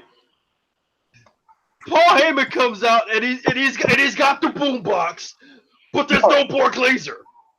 So we're ready to go to pork laser, and then Kofi gets attacked, but not by the pork laser. Of all people, he's attacked by Ziggles. Dolph Ziggles. Ziggler is The Ziggles. Ziggle. the man with the ramen noodle hair. Ziggle Stardust. is Raw back. noodles. Kofi has gone from Bryan Danielson, the American Dragon, from wrestling's worst nightmare, Kevin Steen, Mr. to Wrestler. the generic luchador, El Generico, to the phenomenal AJ Styles, Ziggle. to ramen noodles. Ziggle. Ziggles. Just Ziggles. Like, Ziggles. and to be fair, his ramen noodle hair has gotten better since the last time we saw him. It's still ramen noodles. It's not Unflavored ramen noodles, mind yeah, you. not chicken, not beef, not shrimp. No, just plain ass Dolph ramen noodles Ziggles. Like It's, the only thing that's in it is the water to heat up the noodles, and that's it. It's not. No flavor pack or anything. It's like going from like Fruity Pebbles to Cocoa Puffs to Kix. Anyone know what Kix cereal is? Or no, Grape Nuts. There you go, Grape Nuts. Wheaties. He is Wheaties. Shit is awful. But that's not where it ends. I mean, first of all, this attack was really good. And I have a mini rant because everyone wants to complain about Kofi being a mid-card champion. Everyone wants to complain about Kofi not being serious. Jim Ross. Wait. Wait, Cliff, I'm smelling something. What was that? I smell something too. Oh my It God. smells like. Oh my God. It's I know such what a it is. powerful aroma. I think I know. Wait. I'm getting the aroma. Does it start with an R? Oh, I know that smell. It's racism. Yes, of course. The all familiar smell. So yeah, like I don't know why it's now that we're getting this stuff, but all of a sudden now, I think ever since the match between him and Kevin Owens and the fact that it was like co-main event, and then people weren't really talking about it as much as the main event. Now everyone wants to be like, oh, okay, the novelty's worn off. Kofi's a mid-card champion. He's not. He's losing prestige to the title. All this bullshit. When first of all, how do you judge losing prestige? Because as I see it, this title is. Let's be real. Kofi is probably the best champion in the company. He's being booked the strongest. He has had multiple title defenses. He's won all of them. He's had the best matches. Now, you want to know when the WWE title lost prestige? When they put it on Jinder Mahal. Who did not have the best matches.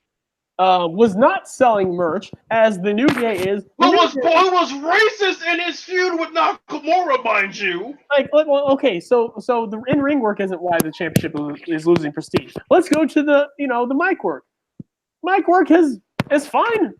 It's fine. He gets his point across, and at the end of the day, if he connects with the fans, which he clearly does, it doesn't matter.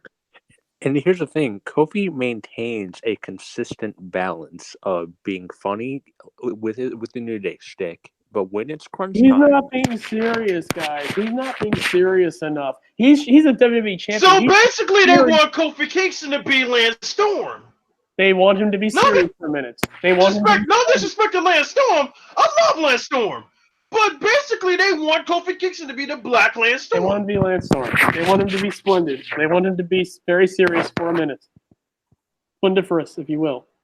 No! And then we get to champions like John Cena, who, during the PG era, would make stupid jokes after losing the title. This man would joke after losing the title, and then he would win the title, and he would make stupid jokes then. DX, Shawn Michaels, in '97, was he a serious champion? Or was he? Here's the thing. Or was he sticking the Canadian flag up his nose every week? Here's the thing. Kofi goose off when he in the promos, but that's what he's supposed to do. It's called entertaining the fans. But when Kofi gets in the ring, that's when he gets serious. So goofing off is done. When that bell rings, Kofi gets serious. Here's some backstory. So Big E comes back on this show, right? And we had a fake Big E as well come in, which was weird, but whatever. But Big E comes back. Great promo, by the way, talking about Becky's mom and how he wants to fuck her. But yeah, Big E eventually we see backsstage he is injured. His knee is hurt. Someone attacked him, and during the match between somebody took out my man's kneecaps. I was so upset. So Kofi assumes it's Sammy, so he has the match with Sammy, and you see Kofi come out. No, he assumed it was KO. Oh, but still, you saw Kofi's face when he had his match with Sammy, right? You saw how serious he was. He was pissed. Exactly. No jobbing, no clapping, no tossing. Just took the belt off, threw off the jacket, ran in the ring, and started throwing them hands. It's almost like you can have multiple layers to your character. It's almost like you can. Most wrestling fans are stupid. Almost like you don't have to be one-dimensional. Do you want to know another wrestler who did this really well? Asia mentioned a lot of them in chat. Well, I don't know if she mentioned this guy yet. The original man himself, the man who coined the phrase, to be the man, you have to beat the man.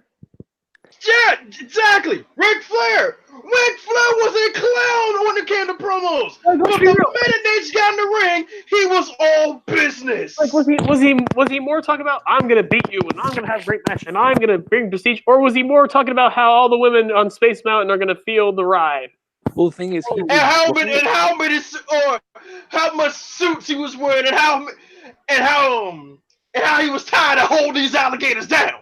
Look at his The thing is, he did both. He knew when to be goofy and when to take it seriously. And Kofi does the exact same thing. The Rock.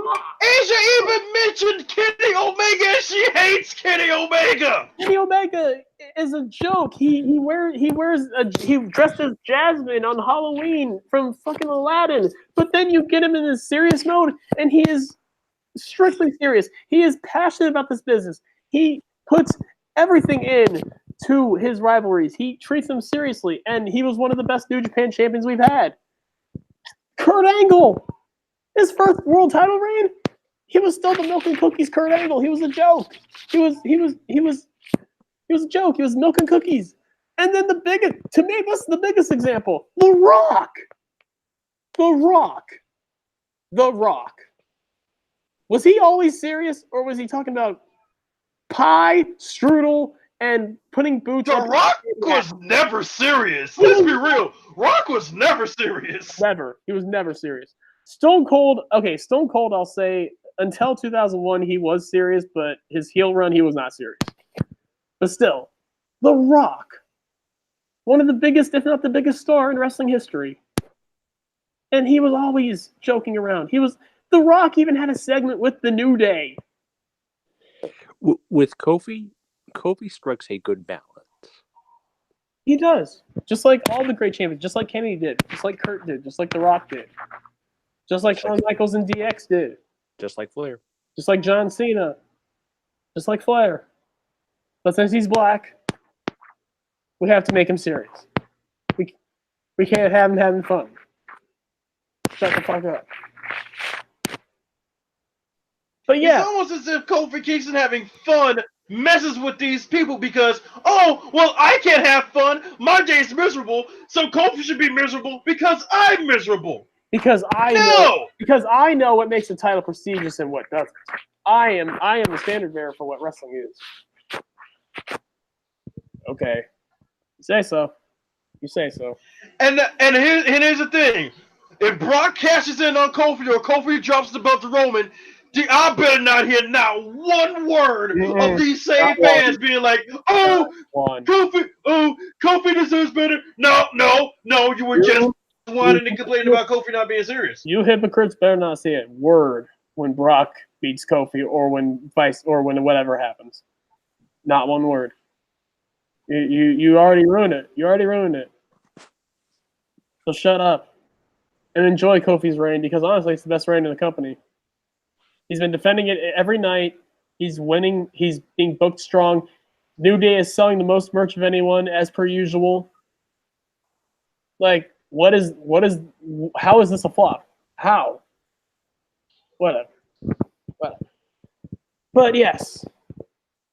Now it's almost like you can't make wrestling fans happy, and you wonder why Vince never gives us what we want.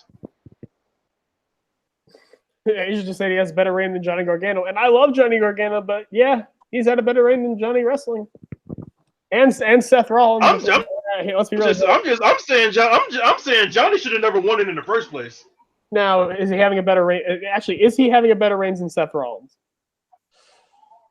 I would say yeah, because he's having more title defenses and he's having better matches, honestly. Yeah, I think so. While AJ versus Seth was amazing and was the best match on the show, Seth has just been booked stronger. That was literally Seth's first defense. Yeah, that was Kofi's on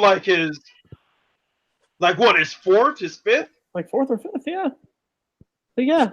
Yeah, Kofi's putting in the work. Okay, Brian. Okay, Seth, then AJ and Sammy. Then yeah, like his fifth. Wow. Yeah. So Kofi's killing it. So shut the fuck up. But let's not end negative because there's one more thing we have to do.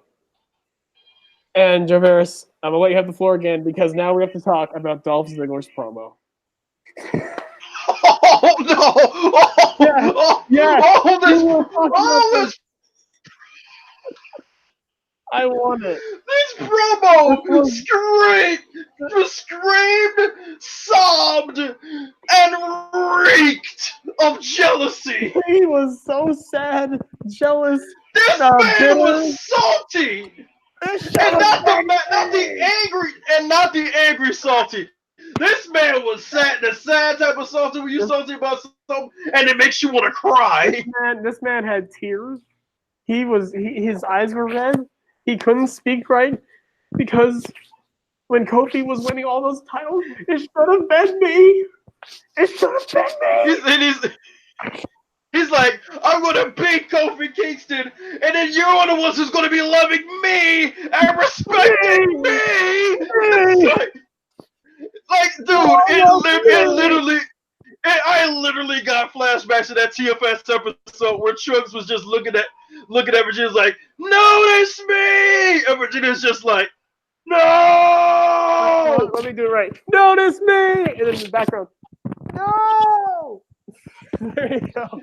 Like Dolph was like, notice me! And then Jack Roll just like,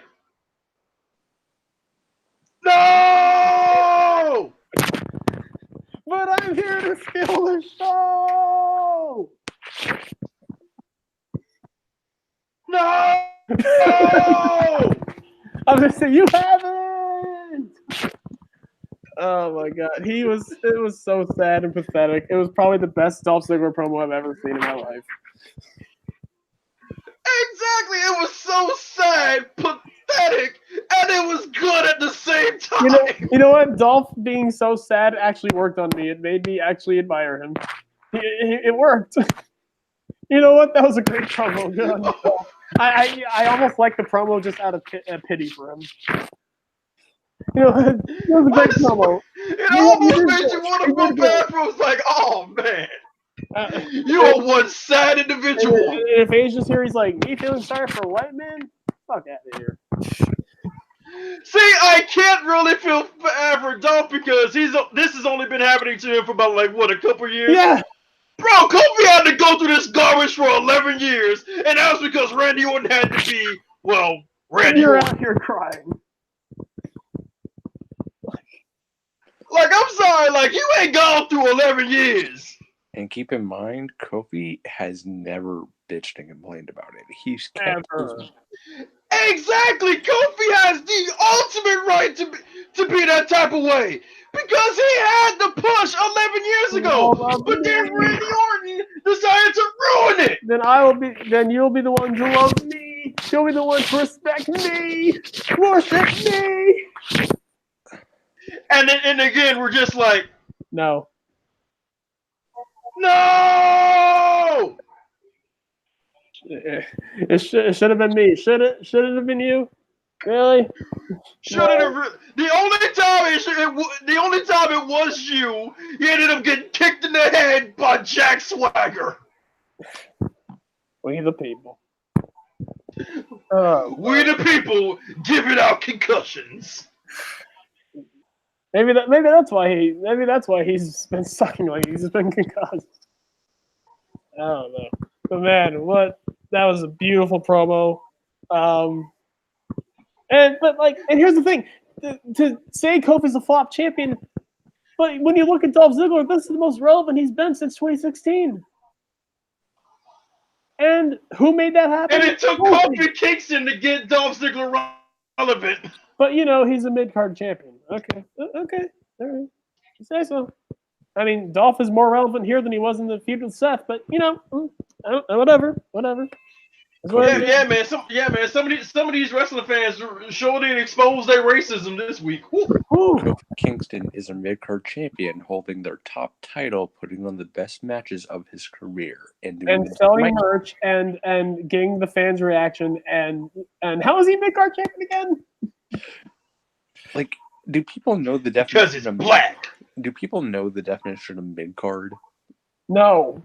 The mid-card means you're in the middle of the card. No, Brandon, because racism. Mid-card means you're in the middle of the card. That's what mid-card means. Is it that hard? Remember, you want to know who was in the mid-card when he was the WWE champion? Jinder Mahal. CM Punk in his first reign. And that wasn't even Punk's fault. That was because WWE kept giving all the benefits to Cena. I know, but I'm just saying. Your faves like CM Punk. No, I agree. I'm just saying, like, that's why. Right, because Vince still had his boner for Cena. Exactly. And then he put the title. Well, he had to put the title on Jericho too. Remember? But yeah, that was. Oh my God, we talked about everything. And you know what? I'm not even gonna talk about NXT because NXT wasn't worth talking about. I didn't even watch NXT. I didn't either. But guys, EO had a. Honestly, I'm not watching an episode of NXT until Shane Strickland debuts. I'm not gonna watch it until next week when we get Bianca versus Mia again. But But guys, EO had a Tommy Dreamer cosplay. Sandman and Tommy Dreamer having a. No, it was Raven and Sandman. No, it was Raven and Sandman because he had the leather jacket and you had. That's what that was on Twitter.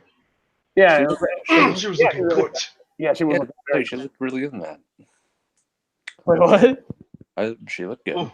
It was looking good. Asia, all she said was, "Who cares?" Yeah, she was looking good. Thighs galore. But yeah, I mean the match will be great, but I just don't care. What does he care? Well, like I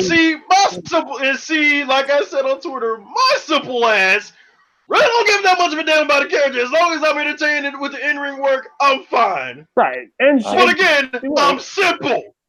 Exactly. But I mean, I love EO as a wrestler. I'm sure it'll be a good match, but should have been Bianca. And watch Shayna probably again. Shayna will probably I'm simple. I am too. And I will enjoy the match, but I can see Shayna winning. I might just predict Shayna. In fact, I might just predict Shayna until she loses the title at this point.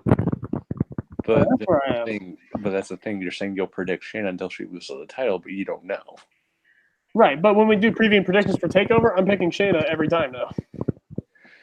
Because I picked her because I was like, there's no way she's holding it after New York. There's no way. Here's the thing, man. Again, the Shayna stan is telling you that he was going to win. Just. Oh, the Shayna stan in me or in you? In me. I didn't even think you were a Shayna stan. You're a Shayna fan. I didn't think you were a stan. I like Shayna. I'm a fan of her in-ring work. I'm not a fan of how she's being booked right now. Like I can separate it. Shayna is really good in the ring, but it's just man, it's run its course, man. And me, I can separate it. I just actively choose not to. Right? Yeah, which is fine. Yeah, no problem. But yeah, I think unless there's anything else you guys want to talk about, I'm going to end it here. I have things I gotta get done. But yeah, this was surprisingly decent for Asialist podcast. It still was obviously missing. Again, the fact that we got Catch Wrestling U. Catch Wrestling U, shout out to you, my brother. Subscribe to that guy. He's awesome. And I don't care if Asia tells you it's a Shayna burner account. It's not. It's not. He's great. Okay. But yeah, go follow him. I guess I had to come in and pick up the slack. Of course. It was Jarvarus, the Rainmaker, saving us mediocre white folk from, biting the bullet and choking on the podcast. God, thank you. God, man, now I know how Pac felt when he was carrying the 205 Live division. Whew. Oh my back hurts. So who are we? If you're Pac, who are we? If I'm TJ Perkins, I'm smacking in the face. I don't care if you'll beat my ass. My back hurts from carrying you. Who am I? My back hurts. Okay, who am I? If you're Pac, who am I? I don't freaking know. Buddy Murphy. Thank you. I'll take it. And Brandon, you're Enzo. No, I'm just kidding. You're Noam Dar. Noam Dar. I was able to say I'm not even in the company. What are you talking about? You Jarvarus had to carry us. Us is meaning you. Sure. Yes. I'm Buddy Murphy. You're Cedric. I'll say you're Cedric. Okay. Yeah, we'll go with that. But yeah, thank you guys for tuning in. It's been great. And remember, if you do not like AEW Double or Nothing, come tomorrow. You are not a wrestling fan. Remember that. So for me, Brandon Jarvarus, Jackie, thank you, Jackie, for showing up, and Asia in spirit. Thank you guys for tuning in. TPA Podcast, Team Petty Asshole. Recognize. So first time I've done that outro in so long.